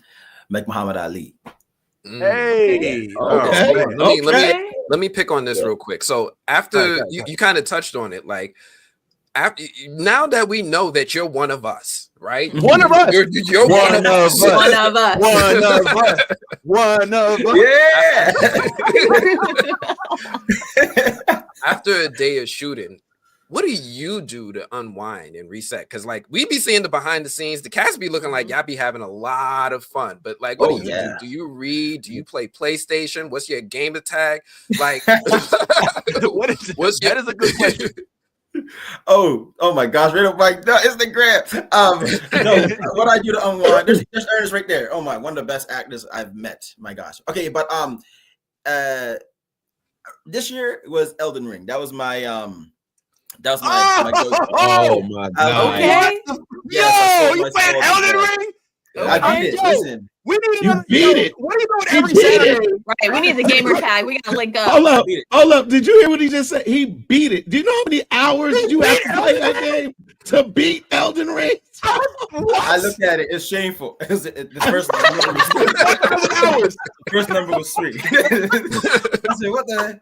Yo, hold on, wait. Do you beat it, or do you go to every side mission? Like you're not out to beat the game. You're trying to get every level up. You want to be like level 1,000 on everything, right? Yeah, no, I whooped my ass. I went to every single every boss I could find. Side quest. Wait, so have you played all the other like Soulsborne games too? Or just those are too hard. No. My first experience was I hit the tree sentinel and I stayed on him for 2 days. Like hitting and okay. It was like just playing the game, like you're just dying, getting mad. Like you can move past. I'm like, no, I can't. I gotta. Elgin, do you play Ghost of Tsushima? Yeah, I did. I played that. Yeah, I played that. Okay, too. so I'm just saying we gotta link up. You want some help? You know what I'm saying? Getting the Mongols, we gotta link up next time. Okay, we do it as a group. You know what I'm saying? We'll get them points up, bro. Hey, listen, I get them counters quick though. Like that's my thing. I'm doing. Are you a hunter? Are you a hunter? Or are you a Right. Okay, all right. Sorry, we're going. This is really inside baseball. Going down the rabbit hole. I'm like, yeah, samurai hunter. What are we? You know what I'm saying? Because we was a healer. Like we need a healer in our clique. We never have enough healing. We don't. For Ghost. No. All right, sorry. Way tangent. Way samurai. Yeah. So, Anthony, was that it? Did you have more? No, I mean, I want to be respectful of Nathan's time, really. So I really appreciate you giving us your time this morning. Listen, go eat some Canadian bacon. Enjoy your breakfast. Thank you for coming through. We really appreciate it. Yeah. No, man. No. Go get the base. I'm just playing, man. We appreciate you. My husband's got his guitar. I was gonna say my husband got his guitar. I could go get him right now. Y'all. Nah. My man's he's got to go play 4,000 more hours on Elden Ring and try to figure out. No. Listen, I'm on Kingdom Come. I'm on It's called KCD. It's free. I think it's like cheap right now. It's like a night medieval game. It's pretty dope. That's what I'm playing right now. Okay. But also too, I'll say when I'm marking though, I don't be really watching movies. So when like for 9 months, like coming up would be like 6-9 months. Like when I prepare, I stop watching and because I feel like I don't want to take anyone else's performances in. So that's why I play so much like Elden Ring. That's why I watch like anime. Like I watched all of like Hunter x Hunter, Jujutsu Kaisen. DBZ, are you watching that? So what? Dragon Ball Z. Oh yeah, Dragon Ball Super. Yeah, not Diamond yet. No, wait for the finish. But yeah. Okay. Okay. Yes, also like that. Yeah. Keep on the way out. But also I'm not taking other people's, I get it. That makes a lot of sense. As a stand-up, I get what that's like. We got to let you go, man. I just want to know one thing. You hang out with everybody. The cast seems to be hella friendly and hella close. Yeah. Who's your go-to? Who's your buddy?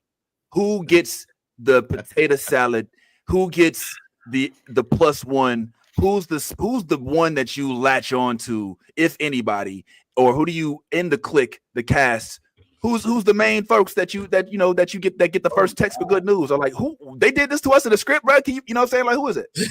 Oh man, that's a hard question. Oh shoot. I promise the last one. Okay, yeah, that's a hard question. I'm trying to think.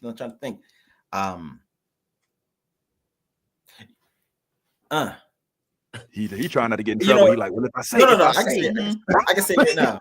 Harold's a safe choice. I like the main character. Last time Harold did so well. Better pick me. No, I can say usually what will happen when new scripts come out, especially if it involves me, Cortion sends the first text being like, bro, did you see the scripts? That's it there.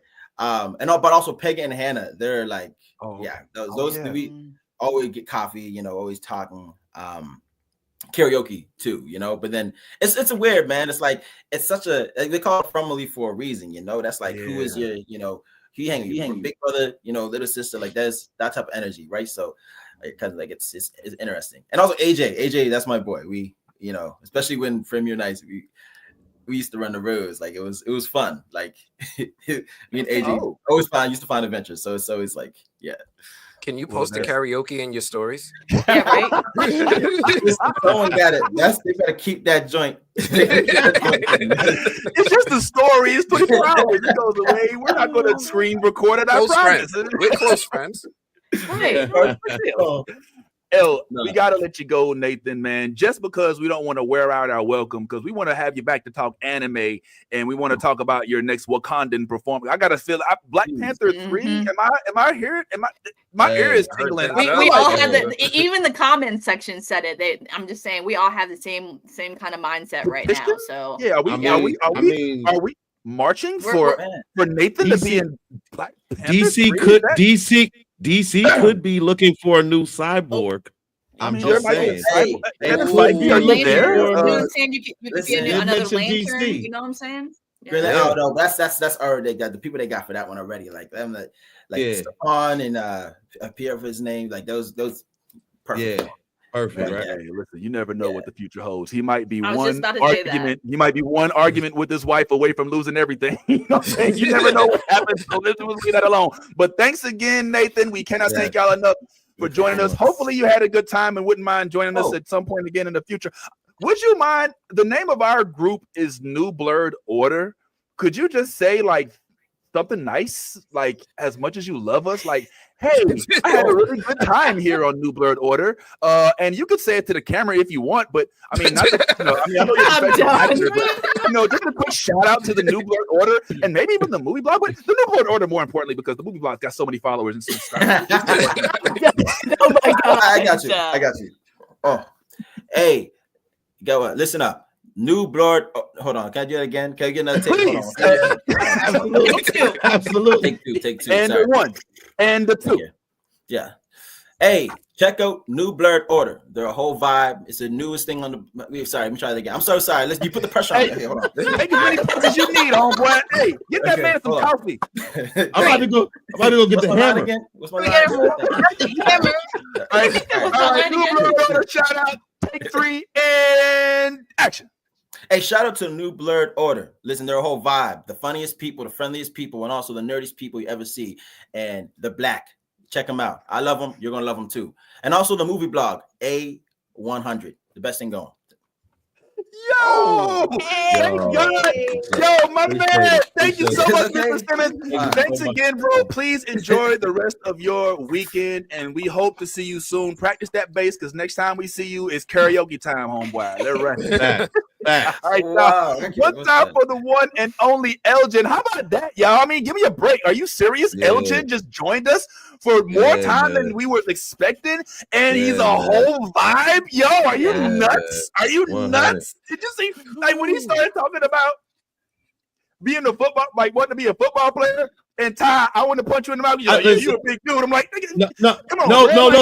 Listen, listen. No. The funny thing about that, right, was when I was posing that question, that was going to be my lead, because when way they came, because I never knew Elgin was that big, because when they had him next to pause, but stop it, man. Stop. But what I'm saying is when they shot the scene with him and Julie, he doesn't look, like his stature doesn't. All right. Listen, we're not going to do this. Why don't you just say his build? Listen. We just made a friend, dude. Listen. All I'm saying is the camera angles did not do him the justice that he deserved. So when I finally did see him next to Ellis, I was like, he dwarfs Ellis. So I was like, yo, I talked to Anthony about this. I was like, yo, this dude probably could have been a linebacker in college. But that means a lot more. But the fact that he basically, he confirmed it. He was like, yo, football was my first, that was my first love. That was my go-to. But unfortunately, I had some, medical issues, and it pointed me in the direction of acting. And in this case, this is the one time an injury, you're like thankful for an injury, because like we would have never gotten Elgin if it wasn't for his knees. Here's bad time. Bad Ty's whole interview process is, yo, my nigga, your clothes is mad dirty. Your clothes is mad dirty. And yo, you hella big, dude. Like, you play football. Like, yo, man, this is not you. You did not go to the Bob Costas school for interview. All I know is that my man came a long way. Like, he literally, if I'm being honest, is putting Nova Scotia on the map for me. Because and I mean, I want to big him up too for making sure you point out to everybody that we black, because I'm definitely using that in the clip. And the black, ching ching, you got there right. But like, that's a big deal, and I'm not kidding when I say this, and I'm not just saying this because he's still in the background. But I do see him in other projects. I literally do see him. Like, I'm getting heavy, like Marvel. Yo, DC, when you said Cyborg. Yes. Oh my gosh. Yeah. It could be horror. It could be. It don't have to be those main ones. It could be Dark Horse. It could be just. I'm getting like when he said like the superhero is in his it's in his future. It doesn't have to be like main character. Just in that wheelhouse. Like anybody that I feel like is in that world that wills itself So I mean, Supercell 2, like there's so many opportunities, Oh, and I just see it happening. I just see it. Like he's got the thing. Whatever the thing is, he's got it. Yeah. All right. So now that he said that, all right. I'm glad you were here to hear that. I'm gonna give you I try to get formally yeah. to start this campaign. We need Nathan Right. for Cyborg. That's it for the Teen Titans Yeah, movie. yeah, I'm ready for absolutely. Yeah, as soon as he mentioned Cape and DC, Nathan? get James Gunn's attention. soon Cape as and he Nathan for mentioned DC, yeah, as soon as he mentioned DC, that was it, and I'm with you, Anthony. It immediately popped in my head. I was like, hold up, he just lost an eye. You know, like, Oh my god! I mean, look, hey, look. I'm like, hold up. So look, it's there. It's right. The writing is on the wall. The writing is on the wall, man. But yo, what a wonderful guest Nathan was, man. And was. just hella just thankful to Genuine. you, Anthony, for setting it up. And just wonderful guests. And man, thank you again, Nathan, for pulling up, man, because you didn't have to, and we appreciate you pulling up and definitely showcasing your love for blackness, because we love blackness too. We love it here. We love it here in this world. Yo, I'm gonna keep it real. I don't think Nathan was ready to leave. I think we pushed him out, but we did the right thing, because we don't want to make it so that every time he pulls up it's a task. You know what I'm saying? But at the same time, it felt very much like he was like, oh, this ain't the usual. Oh, so when Elgin in season 3 on episode 1 at the 15-minute mark, when he says, like, you know what I'm saying? Like, we, like you said, like they a whole vibe. Like we was just trying to like have fun. Yeah, we had a great time. We had him. He's like, you a big dude. I was like, hey, look, man. Stop it, man. I'll be like, what?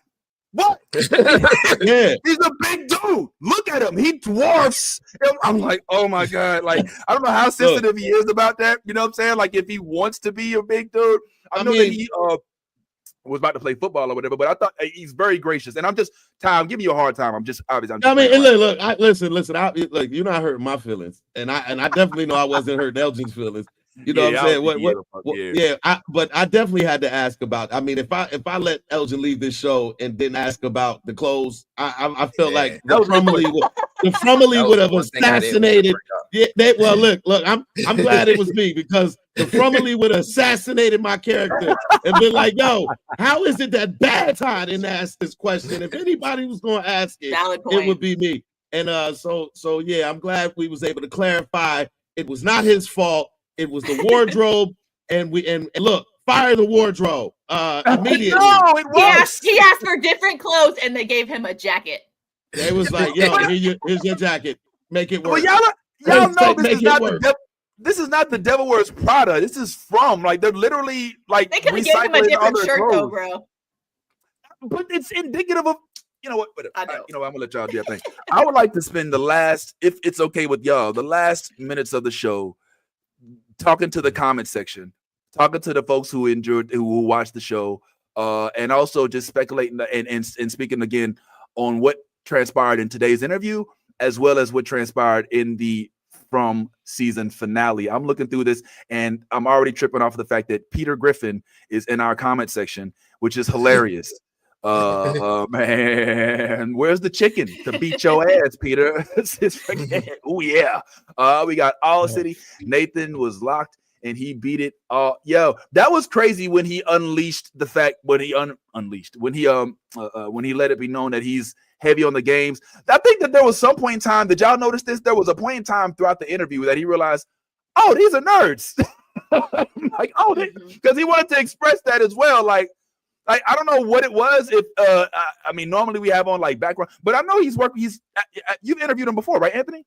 No, that was my first time interviewing him. Oh snap! Oh, wow. Okay, well, that's awesome. Okay, so in all your interviews, I know you interviewed Kenny this week as well. How did that interview go? That interview went really well. That interview went really, really well. And just so I don't think I made this one public yet, I'm doing another interview with Kenny. Kenny? No, not with Kenny. This one, we're going to interview his lost love. Oh, we're going to Christy. Christy. Christy. Yo, that's going to be so good. Pull up. Really? Pull So up. when is this one, bro? This is going to be on Tuesday. Tuesday, we're going to be interviewing Christy, Miss Chloe Van Lanscoot. She's going to come through. She's going to talk to us about from season 3. We're going to talk to her about her character's development. We're not going to bring up things that's going to make her uncomfortable. Like, how come you smell, bro? No, we ain't doing that. We ain't doing that. You smoke weed? I didn't say that. And to be clear, I am playing around. I think Nathan was a different vibe, and we know how to curate our interviews based on the vibe we get from our guests. So let me just be clear about that. But go ahead. I'm sorry. Yeah, but I'm looking forward to that one. I've interviewed her once, I think, in the past, and like she's fun. She's a lot of fun to talk to. Like I immediately confronted her when I spoke to her the first time. I was like, yo, what? We're not gonna sit here and pretend like you ain't do my man Kenny wrong, right? Like you just dropped him at as soon as you saw Shorty pull up, like as soon as Shorty pulled up, you just dumped his ass Kenny to the who? side, like right? Like, oh, you knew what it was. Yeah, and in fairness, she told Kenny every step of the way, look, bruh, this shit don't belong to you or me. It belongs to somebody out there that's not here yet. And even though he had wore her down like Steve Urkel to Laura by the last minute right before the bus arrived, she had been straight up from the get like, yo, bruh, I'm not open. I'm not available. I am with somebody. So did she really do him wrong? Yes. Or did Yes, she come did. on. Yes, Okay, come on. Listen. Okay, but she was catching feelings too. Okay, then she threw them aside because Marielle showed up on the bus. So, yeah, she did do him dirty because her fiance, yes. She's confused. But either which way, Christy finally came to the realization in the last couple episodes of that first season that I'm not going to be going home to Marielle. I may not make it home to her. So right now, I have someone who loves me, who is by my side, who supports me in every single way possible. He's sweet. He's genuine. It's all the things that she doesn't get from her fiance because her fiance is a recovering addict. You see what I'm saying? Like Kenny is the opposite relationship that like Chris, if you really look at every detail, like when Marielle showed up, she was back being an addict. And then Christy was very confrontative about it. You see what I'm saying? Like there was a lot of still things in their relationship that they haven't fully quite worked out. You see what I'm saying? And then with Kenny showing up, Kenny is stable. He's the fucking, he's the deputy of the town. You see what I'm saying? Like, and those two connect in ways that like, obviously it meant something to her. So that's why she started to let him in more. She let that barrier down. She had it up for a while, but then she started letting him in. And as soon as she let him in and they almost kissed, fucking bus showed up and Marielle showed up. So I'm just saying she dropped him like a bad fucking habit. She was fully ready to cheat on Marielle before the fucking bus showed up. That would have been the next episode. Those two would have been doing the Diddy, I swear to God. Oh, that's doing the Diddy. That's damn. Why you gotta bring Diddy in there? I mean, she's saying they about to get freaky. They about to get freaky. Yep. They're about to get freaky. So you're telling me that the song would have been playing, I swear to God. So what you're basically saying is that if you come across, as you did a few weeks ago, a tree in the middle of the road after that hurricane, and you end up in Fromville, and you happen to meet somebody while Austin is still here, holding it down, paying the bills, feeding the turtle. But I'm already married. I'm already married. I've been committed. Okay.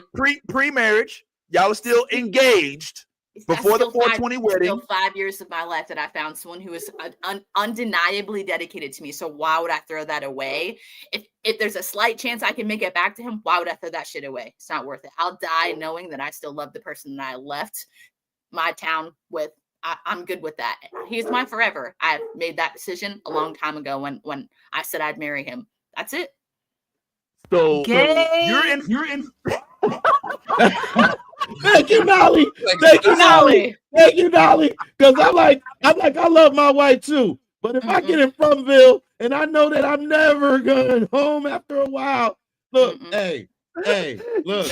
Because you want to know why? Because my husband will still be Henry waiting for my ass. That's why. So But you're saying that you're saying the opposite for Kenny's girl. You're saying that she should abandon her. I didn't say she should have. I just said she let that barrier down. When she finally let him in is when Marielle showed the fuck up. That's all I'm saying. When she finally was like, okay, I'll give in because I'm not gonna, you know what I'm saying? Like she finally was like, okay, this is life now. You know what I'm saying? We're either gonna die here. We are not gonna make it back. Christy made that realization. She's the fucking doctor. You know what I'm saying? So yeah, she made that realization, and finally she was just like, well, all the shit that's happening, maybe we should just, fuck it. Kenny is right here. I don't think I'm ever going to see my fiance again. You see what I'm saying? So she made that decision. And then the fucking bus showed up and, shit, Marielle was on the damn bus, of course. You know what I'm saying? So, I mean, it just, it was like some random turn of events when she kind of was like, oh shit, I almost cheated on my fucking fiance. I was this close. And then the fucking bus showed up. Like it's, I'm telling you, I'm fucking telling you. It would have happened. And if it was one more motherfucking day, I'm telling you, she would have woke up in Kenny's arms and Marielle would have been like, oh, this how we doing shit? This how we fucking doing shit? I've been fucking looking for your ass for 6 months and then I find you with a fucking guy? Yeah, swear to God, it would have been gone like that. Oh, hey, yo, you know what the L part of what Yaz had said, because she was like, Austin would have been like Henry. Yo, Miranda, not only did she find somebody new, but she had a whole kid. She had multiple kids with multiple people. Miranda only had one kid outside of Henry. Like, yeah, like the kid that she sacrificed. You don't know that? The kid that her and she's had multiple kids. What's her name? Is her? They've been reincarnated. Is her kid too. The dude, the dude that Victor's her son too. No. You're not listening to what I'm saying. Victor was Henry's son, and the daughter was Henry's daughter. What I'm saying is Miranda had a child with Christopher that they sacrificed in order to gain eternal life. That's why they are reincarnated as Jade and reincarnated as Jade and No, that's wrong. So like, listen, what do you mean? She said to him, listen, let me paraphrase. Tabitha said to him, we were here from the beginning. That is why we have come back and we can't remember. And Gooey is remember. Every time we've been reincarnated, we have forgotten. We didn't do it right the first time, so we came back as Tabitha and Christopher. No. That's what I'm saying. They came back after they sacrificed their daughter. That's what I'm saying. Before their daughter was sacrificed, she was one of the first children to be sacrificed, and then they came back as Christopher and Miranda to try. No. It was that's all of that. Yeah. Before all of that. So when they came back as Miranda and as Christopher. But before they were Miranda and Christopher, hundreds of years ago, presumably. They were two other people that we haven't even met yet. Oh, okay. That's where all the early dates were from. Is from that time period. And we only know about one daughter. There's nothing to say that was their only child. We just know that their daughter was going to get sacrificed. And I've been looking at these comments from old Big City Heck too. They have me rolling. Yeah, have a monster Bobby, baby, be a millionaire. Yeah, let's go half on a smiley. Half on the smiley. But yeah, we haven't really seen that original event. Only thing I'm guessing is the man in yellow is someone from that original event, and he just never died, and that's why he looks like that. He's the guy that I think told them if they sacrifice their children, then they will, you see what I'm saying? Like they will have eternal life and shit. He's that guy. I mean, he has to be. Who is the guy in yellow? The man in yellow. Yeah, he has to. Like, if you think about it, so they said that he told us, but they didn't ever say who he was. You see what I'm saying? Like they said he told us if we sacrificed our children, you see what I'm saying, then we would have eternal life. That's what Tabitha said. But who is he? You see what I'm saying? And the man in yellow, obviously, that motherfucker has been around for a while because he like is the king honcho for all the creatures and shit. You see what I'm saying? Like he's got the ability to be ripping throats like they do and shit like that. So I mean, like he's walking in the daylight, and everything. He's also walking in the daylight. That's the only thing is the day walking shit. Right, Yeah. but I mean, he had that exactly. So if let's go back to vampire lore, okay? Like, you know what I'm saying? The head vampire can walk in fucking sunlight, can he not? You see what I'm saying? So maybe that's what I'm getting at. No. In fact, No, that's why. that's That is exactly why Frost was going after Blade in Blade 1 because he wanted his ability to walk in the daytime. So I don't know which lore we're going with. I'm not trying to. I know there's a whole bunch of. Vampires can't walk in the daylight. Well, we don't know that these monsters can't walk in the day. We just know that they don't. And they could be making their own rules up just to play with the residents, right? That whole thing about the talismans and the doors. We don't know what they can and can't do. We just know what they won't do. Right. Let me do this real quick before we go any further. We normally end the show around now, but seeing as how we having a good little time, I usually don't do this, but go ahead and keep the party on going on. Let's go ahead and keep it going a little bit longer. I figure we can extend it maybe a few more minutes just to kind of get these theories because we ain't gonna have another season finale from where we actually can break down the episode after having one of the cast members who was extremely instrumental in the finale. So I figure we can talk this one out a little further. So for those who are used to our usual 2-hour slots today, we're going to go ahead and add some bonus time just so that we can keep hashing it out. So those in the comments, especially the Frommerly, stick tight because we definitely want to hash through all of this as well as give our predictions for season 4 because they did announce season 4, if I'm not mistaken, right, Anthony? Mm-hmm. Oh, yes, they did. Season 4 is coming in 2026. Yeah. Wow. Unfortunately. Before the next House of Dragon. They will be out before Penguin. Yo, that's crazy. Well, all right. So let me ask y'all this. Here's something that we haven't asked. We haven't actually gone into yet. So since we now have a man in black, Man in yellow. yellow. I keep saying I don't know why I keep just choosing random colors, just to describe this man. But we have yet to really get the answer as to who this young lady is. So do we now know? Are these two characters related? Are they alike? Is this? I mean, does anybody else see this woman other than Elgin and Pega? Fatima, what's going on with Ghost Lady? And I didn't get to ask Elgin about her. I wanted to ask Elgin about her, but I didn't. Boyd saw her too. Yep. So who is she? So do we know who she is now?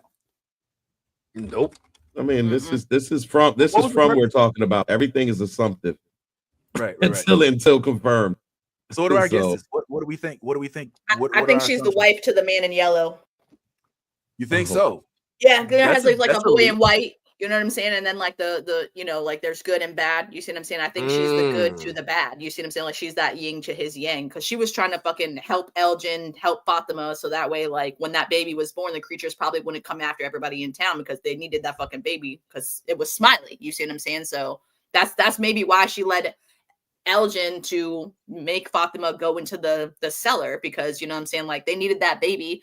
There was mysteriously a fucking trap door under that cellar that no one even knew about. No one even knew about the damn hidden room inside of the cellar either. Like, You see what I'm saying? Julie came from the damn wardrobe. Like, she was in the fucking wardrobe. Didn't even know there was like, if you moved it, there was shit behind it. And Donna's been there longer than fucking everyone, and so is Victor. You see what I'm saying? Like, they didn't even know about the damn room behind there. So that's where I think that she is the yin to the yang. Like she's trying to help where she can, where the man in yellow is trying to fucking deceive and you know what I'm saying, like basically twist everything and like she's like the mother of the boy in white or some shit. You know what I'm saying? I'm confused about the help though, because if from the aspect from where you're coming from, yes, I get where you're coming from, but the idea that she's being helpful. How is bringing Smiley back, who antagonizes everybody in the town, wants to kill everybody in the town, is helpful in what way? Like, how is that? He was never helpful when he was alive the first time. I don't assume he's going to be helpful this time.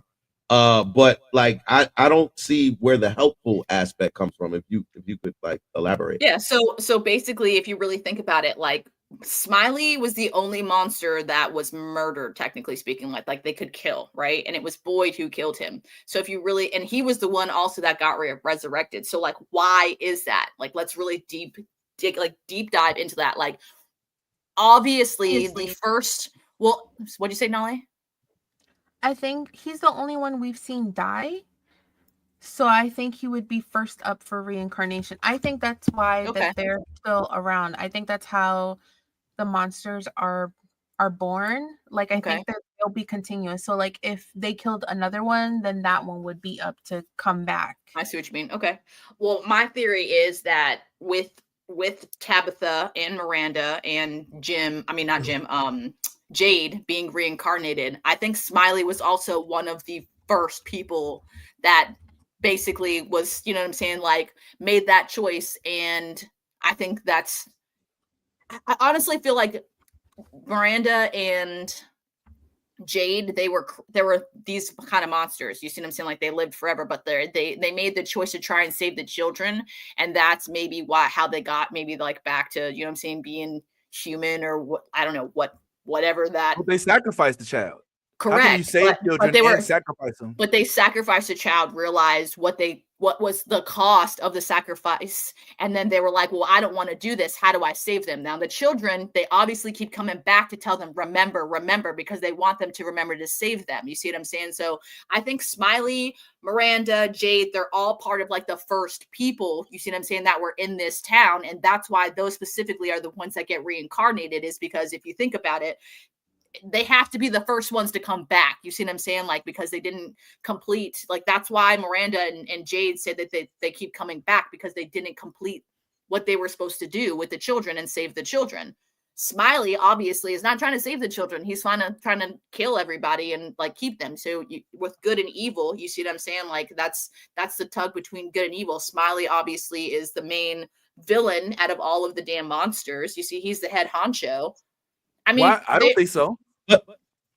Yeah, I don't know that, but I mean, even if what you're saying is true, I'm still trying to figure out if what you're saying is true and he's the head evil honcho, how is the kimono lady bringing the head honcho evil guy back helping anybody in the town? That's what I'm asking. Well, because let me dive in on this. Yeah, go ahead. One thing that makes her feel like she could be doing something altruistic is that she didn't lie, right? She was like, look, when Fatima gives birth, nobody's going to get hurt. That's what Elgin kept saying when he was caping for this so-called angel. He's like, nobody's going to get hurt. She's not going to die. And she had every opportunity to kill Fatima, but she didn't do it. She held the knife up to her throat. She helped her carry the baby, and then she took the baby in the basement and left Fatima alone. So it's a little bit still unclear as to what it is that she was doing. I won't even say that she was good, but I'm just going to say she doesn't seem fully aligned with the monsters who we know are outright just trying to murk everybody in sight. Correct. And no, go ahead. I'm sorry. She appears separately. She's only talking to Elgin. She keeps trying to tempt them with promises to go home. That's the part. But she's not lying when she says, I'm not here to kill anyone. So that's what it's like. I don't know fully what to make of her. I do like Yaz's theory, though, about her maybe being the partner of the man in yellow, and maybe they were around during the original events. One of the things that I've been researching, I have like this really thought out theory on how this all started. One of the things that I really like is the idea that Japanese people were around during the Civil War and prior to that. A lot of people don't know that. They're like, oh, where's this kimono lady from? Everybody in this show seems to be from North America. It's very much North America derived. They even have the American flag in the beginning. And she would fit into that narrative of someone who was possibly wronged during that time, who's out to try to, I don't want to say revenge, but she has a task that she's trying to finish. Everybody likes to bring up onryos. People like to bring up obumis. They try to be like, which Japanese folklore does this person in a kimono fit? So I don't think she's necessarily evil. I just think that she has different goals than what the monsters are trying to do. I think who she is I think she's the mother to the monsters, and that's because Elgin said there is a baby. It's just not your baby. And I think that Right. in essence, she is the mother to these monsters. I don't know if that makes her evil or just a mother who's wanting to take care of her children. So in that moment when she takes the fetus downstairs and watches it grow, I just think that's more of a motherly role. However, I stated this too on your live stream. I don't know. I think with the way the writing is going, is the writers want the people who appear to be good that are probably going to turn out to be bad, and the people that appear to be bad may turn out to be good. That could be a way of with the man in the yellow. The man in the yellow, yeah, he killed Jim, but if you remember, the man in the yellow is also the voice that came on the makeshift radio that Jim made, and he For the tower. all he did was repeat what he said to Jim that same day. Your wife shouldn't be digging in that hole, Jim. And then he said the same thing before he killed Jim. So I don't know if he represents evil or if he represented someone who was trying to prevent them from doing something that couldn't couldn't change. And that's what I feel like when he came out and he said, you know, when you go dig it, what did he say? Knowledge comes with consequences. Knowledge comes with a cost. Comes with a cost. And I believe that, like, Julie trying to save him in that moment. Obviously, she's doing her whole time walker thing where she goes back and forth. And by the way, these short looks, I'm all for the short looks. Tabitha, can we get a short head Tabitha in season 4? Because that look great on her, by the way. And Julie, hey, these shortcuts, they winning in 2026. But yeah, I do feel as though the way this whole thing has been written, where they don't give us a lot of clues, they keep on, we lean to our assumptions. This show, I feel like, is going to be one of those things where the big bad that we think is the big bad turns out to be the big good, and the big bads that I know the big good, right? But it does feel like misdirection. It does feel like a lot of misdirection with this show, for sure. Of course. Yeah, I mean, when you can completely recollect a whole sister that, you know what I'm saying, like Anthony was talking to E-Man about, like, you can just start season 4 and be like, oh yeah, my bad, it wasn't my sister, it was my cousin them, it was Craig and them, you know what I'm saying? I just remember a whole new thing. But real quick, I'm gonna give Yaz the opportunity to address a comment. We don't normally address comments directly, but Yaz, please, you have Vanessa, I'm not sure exactly what you meant by this specific comment. I am married. I'm a newlywed actually this year. Yeah, still in my first year. I'm out 6 months in now. So, what day you got married on, Yaz?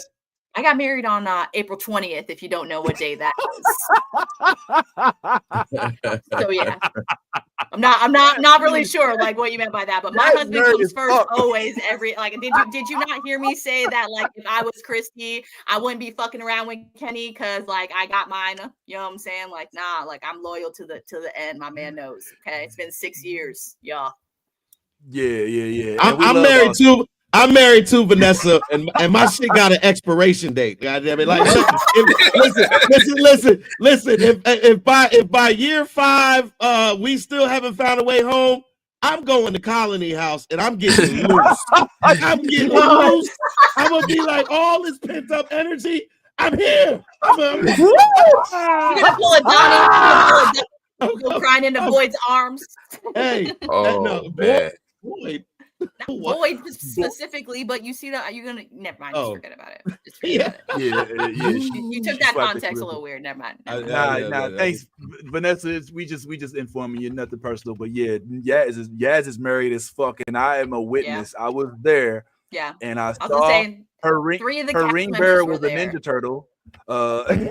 She had the tortoise came out. I don't think the turtle brought the but yeah, it was right by a lake. She did have the rings. The tortoise had the so a tortoise. I mean, So Donatello walked down the aisle. Yeah.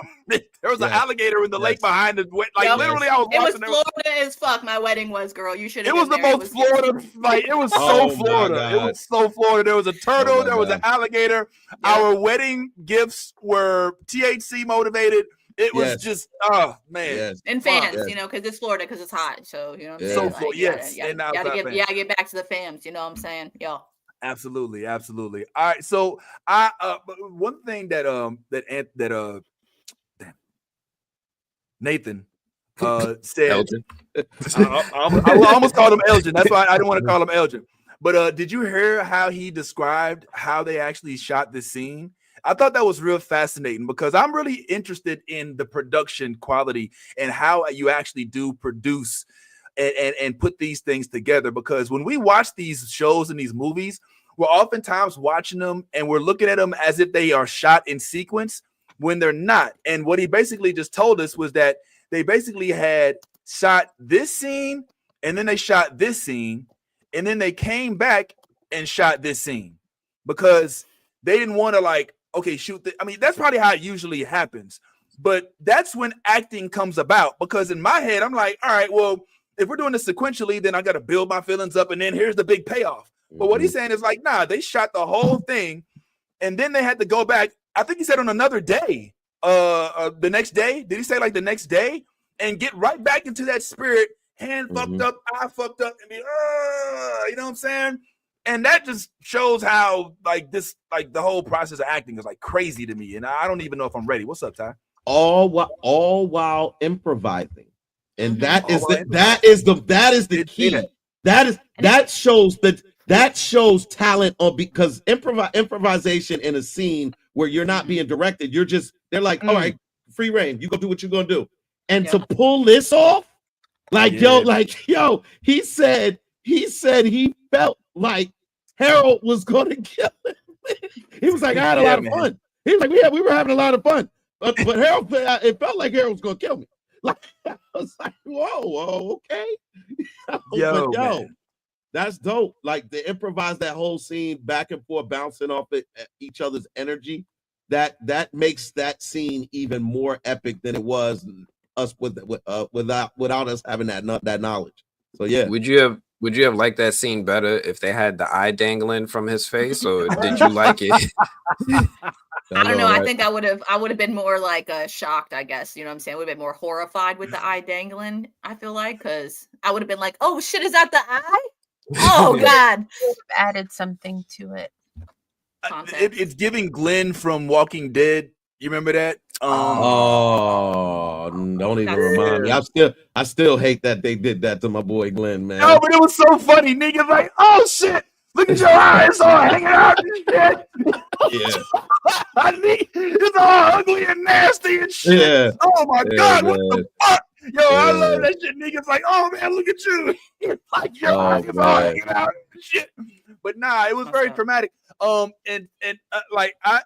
funny thing about From is that in this town, we have a revolving door when it comes to people in the town. Like Sarah was cast out. She was bound for the box.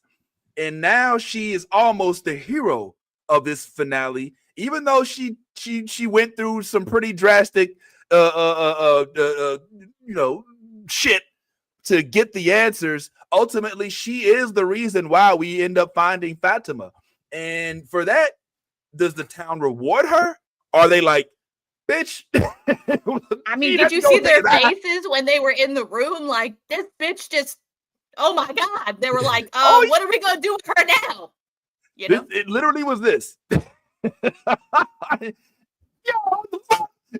Yo, Donna's expression was the best. I'm not going to lie. Like, she came running like, oh shit. Yo, I'll put this on the endless loop right quick. I'm just going to keep this up.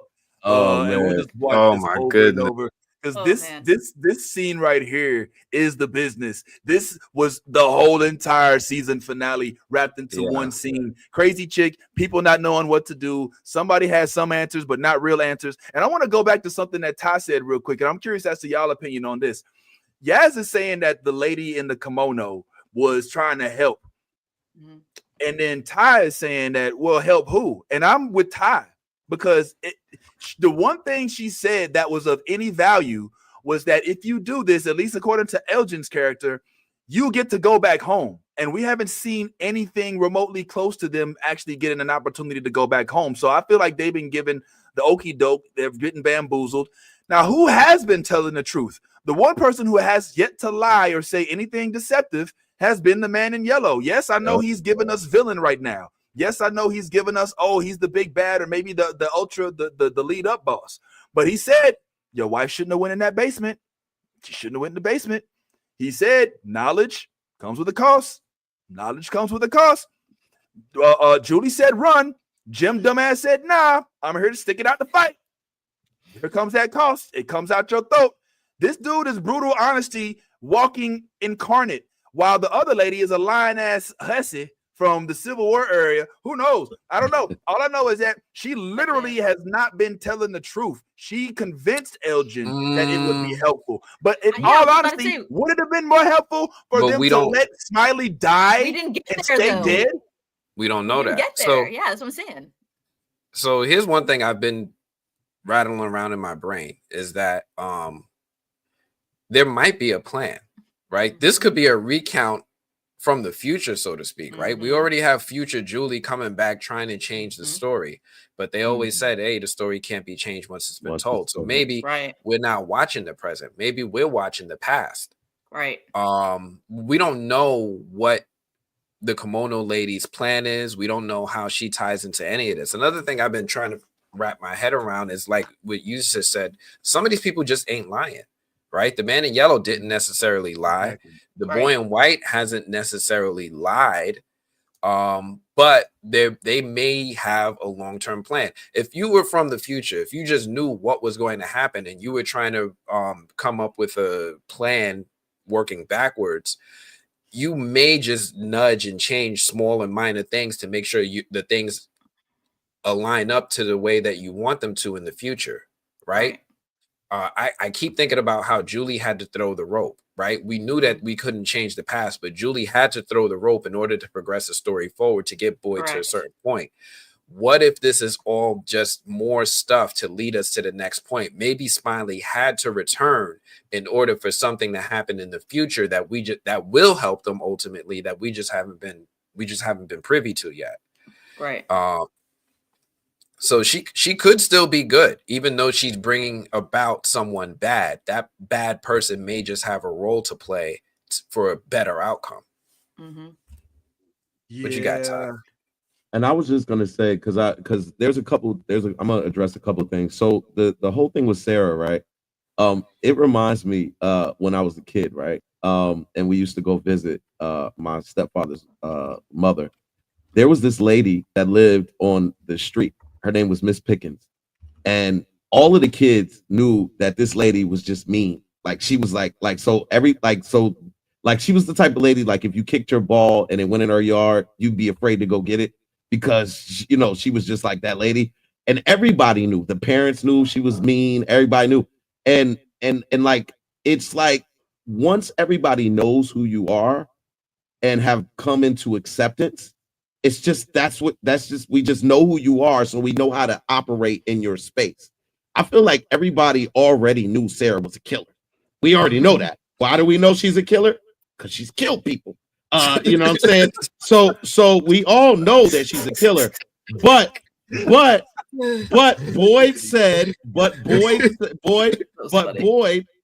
Boyd has kind of let us know that she's rehabilitated. So I don't think that's what he said. Well, no, I'm not saying what he said.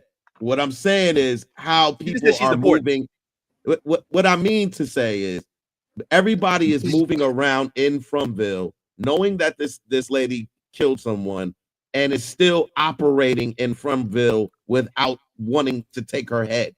You know what I'm saying? Maybe they want to. Maybe they want to, but they're operating like we know this is the crazy lady. Just stay on this side of it. Just don't let your ball go in her yard, is what I'm saying. So like the same lot. Yeah, so when they came up there, they was like, she did it again. Literally Donna's face. But it's more like we knew she was capable of it because we knew this is Miss Pickens. This is Miss Pickens we talk about. So I'm saying that's how they dealing with Sarah. That's how everybody's looking at her like she did it again, but she didn't do it to us. So just keep the ball out of her yard. We might be okay. So that's all I'm saying with Sarah. I like as that far analogy. as far as the man in the yellow, you're right, Anthony. None of the entities have lied, including Thomas. When Thomas was on the phone, he didn't lie about Tabitha coming back in the ambulance. He didn't lie about I have a very strange feeling that this is Thomas reincarnated. That yellow, the man in yellow. There's a lot of reincarnations happening, and like a lot of people that I think Jim could be the reincarnated version of the man locked up in the thing, because we're not gonna skip past the fact that he recognized Julie as soon as she came in, and the reason he may have not recognized Boyd is because what we know is when you are reincarnated, you don't necessarily remember your past life. Correct. You might have like glimpses and stuff like that as far as like memories go, but you don't remember in the entirety of what happened in your life. And that is why it took the Ankui kids to make Tabitha and Jade remember the past life. So this is again, from writers do a great job of misdirection. But that I remember the last conversation that Thomas had with his dad, which was in the RV when he was with Ethan and they were leaving, and he was trying to talk, Daddy. Daddy, like, and then he started laughing with the sinister laugh, right? Yo, there could be a lot of resentment from baby Thomas to this. Yo, we don't know, but I'm telling you, we're gonna come into season 4, and it's gonna be a whole lot of of the same stuff. You know what I mean? Where we don't get a lot. We get these little crumbs. We get the crumbs, and then we go into these great discussions that we have where we all kind of give our theories and everything like that, and we'll find out whether we're right or wrong in season 172. 170. I have a theory though. So I don't think Martin is Jim. I think Martin is Jade when he first got he's the man that we don't, you see what I'm saying? Like when they first got to the town and before they get reincarnated, I think Martin is Jade, and that body that we found in the cellar, that Elgin found in the cellar, was Martin's body, Jade's original body. You see what I'm saying? Because remember, Julie said she doesn't feel like she was like in somewhere. She feel, you know what I'm saying? She was like in multiple places, like in a parallel universe. So if Julie, you know what I'm saying? Like everyone who was in the cellar, Mariel, Julie, and Randall, they were still in the house. Like they were in wherever they were in the houses, but they were also in the cellar. Martin was also in the cellar. So his body had to be somewhere out. You see what I'm saying? Outside of the cellar, because it's a kind of parallel universe type thing when they go to sleep like that and that whole experience. So I think Jade is the original, like Martin is the original Jade, technically speaking. His body was the body that Elgin found in the root cellar. And that's why he recognized Julie. That's a lot of speculation, boy. I ain't gonna lie. I mean, that's all you can have on From, man. It's speculation. It's not. You're only getting these little tiny. They over here dropping salt. But they said they were reincarnated though. We saw Martin disappear and die. You see what I'm saying? And Julie, like she can time walk. You see what I'm saying? So she saw Martin. Martin recognized her. The only way to do that is obviously he knew her. You see what I'm saying? So and Martin's been in that cellar for God knows how long. He said he was there for however long. He's been there for centuries, technically speaking, or whatever. So if you really kind of think about it, it can't be Jim, because Jim, as far as we know, hasn't been reincarnated. Only Tabitha and Jade have. I have a theory. Please. Okay. My theory is that Martin is someone from the, so it could be from two different points. He's either someone from the far past or he's someone from the far future, and he's a character we haven't met yet. Especially when you take into consideration Julie's dream walking. So one thing I've been really, really hyper focused on this week is just how far is Julie's dream walking going to go? A lot of things that we were told is that the first episode has all the answers. And I think about not even the first episode, I think it was the second episode where Julie was on the porch and she saw that dude in the varsity sweater. And he's like, "Hey, Julie, don't you remember me?" And I'm like, the reason that he said that was probably because this Julie hasn't met her yet. But maybe a Julie from the future was walking through the past and came across him. And then they have whatever weird entangled relationship that they have. And Wait, that what same happened? thing. What happened? So When back did that in happen? season one, maybe like the second episode, after the RV crashed, everybody was trying to rush to get to Colony House in the It rain. was Julie Jade and her concussed. mom, Jade. Yeah. As They they were were saving walking, as they were banging on the door to Colony House, the people wasn't trying to let them in at first. But the monsters were coming around the wraparound porch. And one of the monsters was in a varsity sweater. And he It's a went young to Julie. kid in a varsity sweater. He was just like, "Hey, Julie, don't you remember me?" And she was like, "The fuck?" And she kind of got like hypnotized by him for a second. And then they got rushed into the house. Yeah, Kenny was like, "Get back." Yeah. And then he shot dude in the shoulder. We've only seen that monster like one other time since. And that was when Smiley was reborn. He was in this room. That particular monster may have known a future incarnation of Julie that's visited the past, is my theory. And the same thing could be with Martin. Maybe Martin knew Julie because she time travels back to the past. So before he was captured, maybe he knew Julie, and Julie was like, "Yo, go left, don't go right. Make sure you don't eat the like." Maybe she was trying to. She can't change things outright, but she can make small interactions, like throwing the rope. So I think future Julie is going to have a reason why people recognize her that we haven't made that connection yet. I think she's the reason, because she's story walking, right? That's what they call it, story walking. Story walking, yeah. Well, the story walking is confusing because she's doing all this while staying in from Ville. Like she can't walk outside of this area, and also she's going into areas that we don't even like, the tower or wherever this castle where Martin they found him. We don't know where that is in real life. That's just as of right now. No. We know where that is. Yeah, we know where it was. We know where it was. Boyd and Sarah found the lighthouse. Remember? So this is the thing. They found the ruins in the present time. Boyd knows where it's at, but he can only walk into it when he has a torch in his hand. Otherwise, it just looks like broken down ruins. Yeah. But when he even went back there, and that's how he was able to break the music box at the end of season 2. He got the torch, he lit it, and all of a sudden he was transported back to when he used the torch to break it. Yes. So we have an idea of where those ruins are, but the thing is like, what was this land before? That's another thing that I keep touching on, and I don't want to give too much away, but what was this land before? We keep seeing ruins of like castle-like structures, everything made of stone. And you know damn well that we don't build houses with stone like that no more. We haven't done that in a long ass time. So when are these dungeons from? When is this lighthouse from? When will all of these things what time period are they referencing? So yeah, I think all of these people met Julie from the future. Okay. Wow. I mean, that's a really good, I think that's a really good theory, Anthony. I would definitely support that.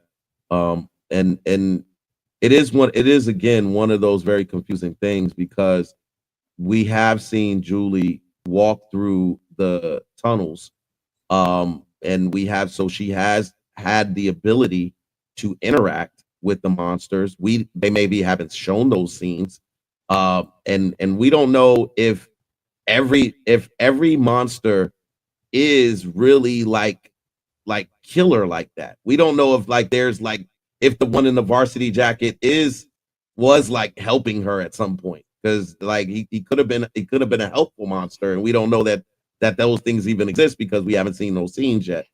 So I mean, and if the kimono lady is being helpful, then we do know that is a capability of the monsters to be helpful, in some way, shape, or form. So we like, again, this is the thing about From, man, is it's gonna leave so many doors open for speculation to, we'll be talking about this until we wind up in Fromville. Yeah, I don't know if that's what happened. It's Okay. A little more speculation, and then we can go ahead and get up out of here real quick if it's cool with y'all. Or we can go here forever. Shit, I don't give a damn. I ain't got shit to do until a little later on today, but I ain't trying to be here forever because I am trying to. I am curious about Dune. If y'all are peeping that, and yes, I love Dune. And I only see the first episode.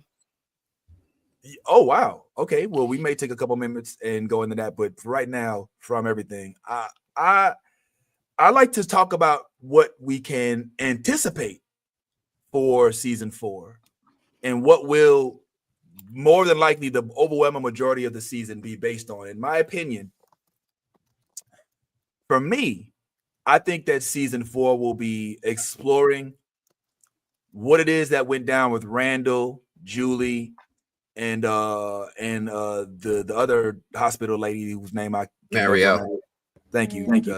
Anthony knows all the cast personally, so I don't want to insult any of them. So I think that we'll kind of get more of the story walking. We'll get more of that, but I don't think that we're going to walk away from season 4 like, oh, so that's what it was.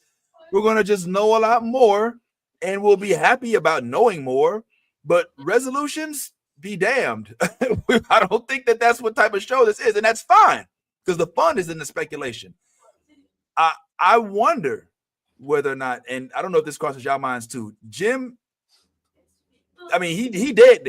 Like, it's like there's no. We don't think that there's any possibility. There's a dream. This was something that happened and far said. Nah, he dead. Imagination. He dead. He's gone. Is that for real? Nothing. This. Wow. Ouch. Okay. Damn. That's crazy. I guess that's how it is. What do y'all think is going to be season 4? What's the whole entire basis of it? What do we focus on most? I think season 4 is going to be called Elgin's Revenge. I absolutely think Elgin is not going to take pulling his eye out lightly or hitting his hand with a hammer. Everybody better be on their guard. Elgin, yes, absolutely. You do not get to take out my eye, bang up my hand, and think that it's just the smoke will be brought. By Elgin. I think Elgin is definitely going to team up with the kimono lady. She's going to be like, I'm so sorry this happened to you. We going to get there. I got my eldest son back. Oh, look, just set the traps. I got you from there, baby. Yeah, so I think Elgin definitely takes a turn. So I know he's been an innocent character and helpful in a lot of the last season. But I think that his arc is about to change. I don't think you get to do something. You don't get to torture somebody. You're being serious. Yeah, I'm dead serious. I don't think you get bro. You don't get to torture. You don't get to torture this man and take his eye, and he has to walk around and know and see your face, knowing what you did to him. He's not. Elgin was already kind of reclusive. And I just feel like when you everybody's got a breaking point. You know what I'm saying? And I absolutely think that he comes back in some way and it's like, look, that I'm down to look, man. Right now, I think him and Randall might team up because they both have some grief and some drama with Boyd. Boyd has caused both of them extreme injuries. You got Randall walking around looking like he's auditioning for the Joker, and you got Elgin, Elgin with one eye, and a busted up hand. So I absolutely think, and look, you heard it from Elgin himself. He likes hanging out with Randall. Him and Randall are cool. So is that what he said? Yeah. He said they're cool. He said they cool. Did you interview him yet? You interviewed him yet, Anthony? Randall, yeah, I interviewed him once, and he threw me the British off. accent, right? Yeah, I was not ready for that. I was not He ready. got I a was British like, accent? excuse me? Yeah, he's super British. He's like one of Is it those on- is it on- Hackney British. Like I can't Oh, even do wow. that accent. I'm gonna mess it up. It's like the Peaky Blinders, huh? Yeah. Yeah. Really? This is taken order by order of the Peaky Blinders. Tommy. Sorry. That's fascinating, man. So yeah, I wonder what he had. Did we finish learning what we wanted to learn from Miranda that you had on your interview? Oh, I think Before we so. head out of here? I had like one other thing, but listen, that's a nice little tease. We've given enough. Check that out. Mm-hmm. We do have our interview coming up with Christy coming up on Tuesday. I'm still going to do the Monday Night Live. Tuesday we're going to interview Chloe, and I'm still trying to work on one more. I got to make some phone calls for this one. Like they don't even want emails. I got to make some phone calls for this one. Oh wow. This boy exclusive. Man, he about to get the man in the yellow. He about the man in the yellow. Man on yellow gonna pull up in a yellow suit. Like that's what's up. That's scared cool. the shit out of all of us. Well, before we head up out of here, Ty, did you want to say anything? Yeah, I want to again listen, yo, the comment section, y'all was off the chain today. We appreciate y'all all pulling up. Yo, man, listen, we love y'all. We do this for y'all, and we just want to ask y'all, hit that like button, man. Hit that subscribe button. Hit that share button. Do it for the gram, man. Nah, I'm just playing, but no, seriously, everybody who came into the comment section, we love the support. We love the comments. We appreciate y'all. Just if you could hit that share and that like button, man, on your way out, man. But thank you. And hit that Cash App. I want to thank you, Heavenly Father. All right, we ain't got it set up yet, but we will pretty soon. Yeah. Next thing coming up is Anthony's The Movie Blog Monday night broadcast. It is a vibe. Pull on up. I can't pull up this Monday if it's okay. If you will not having me, I don't. You're more than welcome. No softball this week. No home runs for me. Although maybe some the show going on that day, I'm sure. And so definitely we'll pull up. And then Tuesday, of course, as you just heard from Anthony, he will be having on the one and only Christy. And Christy, there it is. Christy will be live and direct on the movie blog online. So make sure you all subscribe, like, and hit that Cash App button. I keep calling it the Cash App button, but that's not what it actually is. But you know what I'm talking about. Y'all know who y'all is. That's all I got, man. Anything on the way out? Oh, I don't know what happened with Maddie today. So for those of y'all who, if anybody pulled up to see Maddie, sorry, don't know what exactly happened, but we'll chat with her a little later. But as for now, we look forward to speaking to y'all again Monday, Tuesday, definitely Saturday, and look for announcements for anything in between. Silo and Dune. No, yes. Anthony, are we going to talk about that at all? At some point in time, From can't go. You want to talk about it on Monday? I'm completely down. I don't want to. Look, the Fromily seems to be violently, aggressively watching that show. And I don't ever want to. I get the sense that as soon as you go, okay, let's talk about Dune, it's going to go from 300 subscribers, 300 in the chat to 3. But we got to build up that Dune is. I hope that's not the case, Vince, because Dune, I'm caught up, and Dune is like really starting to grow. Really? It lost you? Yeah. Yeah, the second one, Silo is killing it, but Dune, but we'll talk about it a little later. But let's pull up on Monday, man. Let's pull up on the movie blog and chat on that as well. As for right now, unless anybody else had anything else, Yaz has to get to her husband, Vanessa. That's it.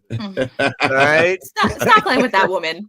Vanessa Olive. That was just like, we just had to clarify. I'm a happily married woman. Okay. So just wanted to make sure that you did know. You know, I always put my husband first. Okay, even before I'm tortoise, and that's my child. So just saying. Tortoise. On behalf of myself, Yaz, her marriage, Nolly, Anthony, and Bad Ty, and anybody else who ever messes with us, man. And big thanks one more time to Nathan D. D. Simmons for joining us. Y'all know him as Yes. Elgin. This dude was a whole vibe, and we had a great time with him. And we hope that he'll come back on again when he's playing the ruler of Wakanda or whatever it is, or whatever role it is. But as we always say, at least in our universe, be your authentic self, because if you ain't being yourself, guess what? You being fake. It ain't no honor in that. And in all things, if you a geek, go ahead, as we say, just like we learned from Elgin today, you a geek, go ahead and let that good old geek flag fly. I love the new Blurred Order. You should too.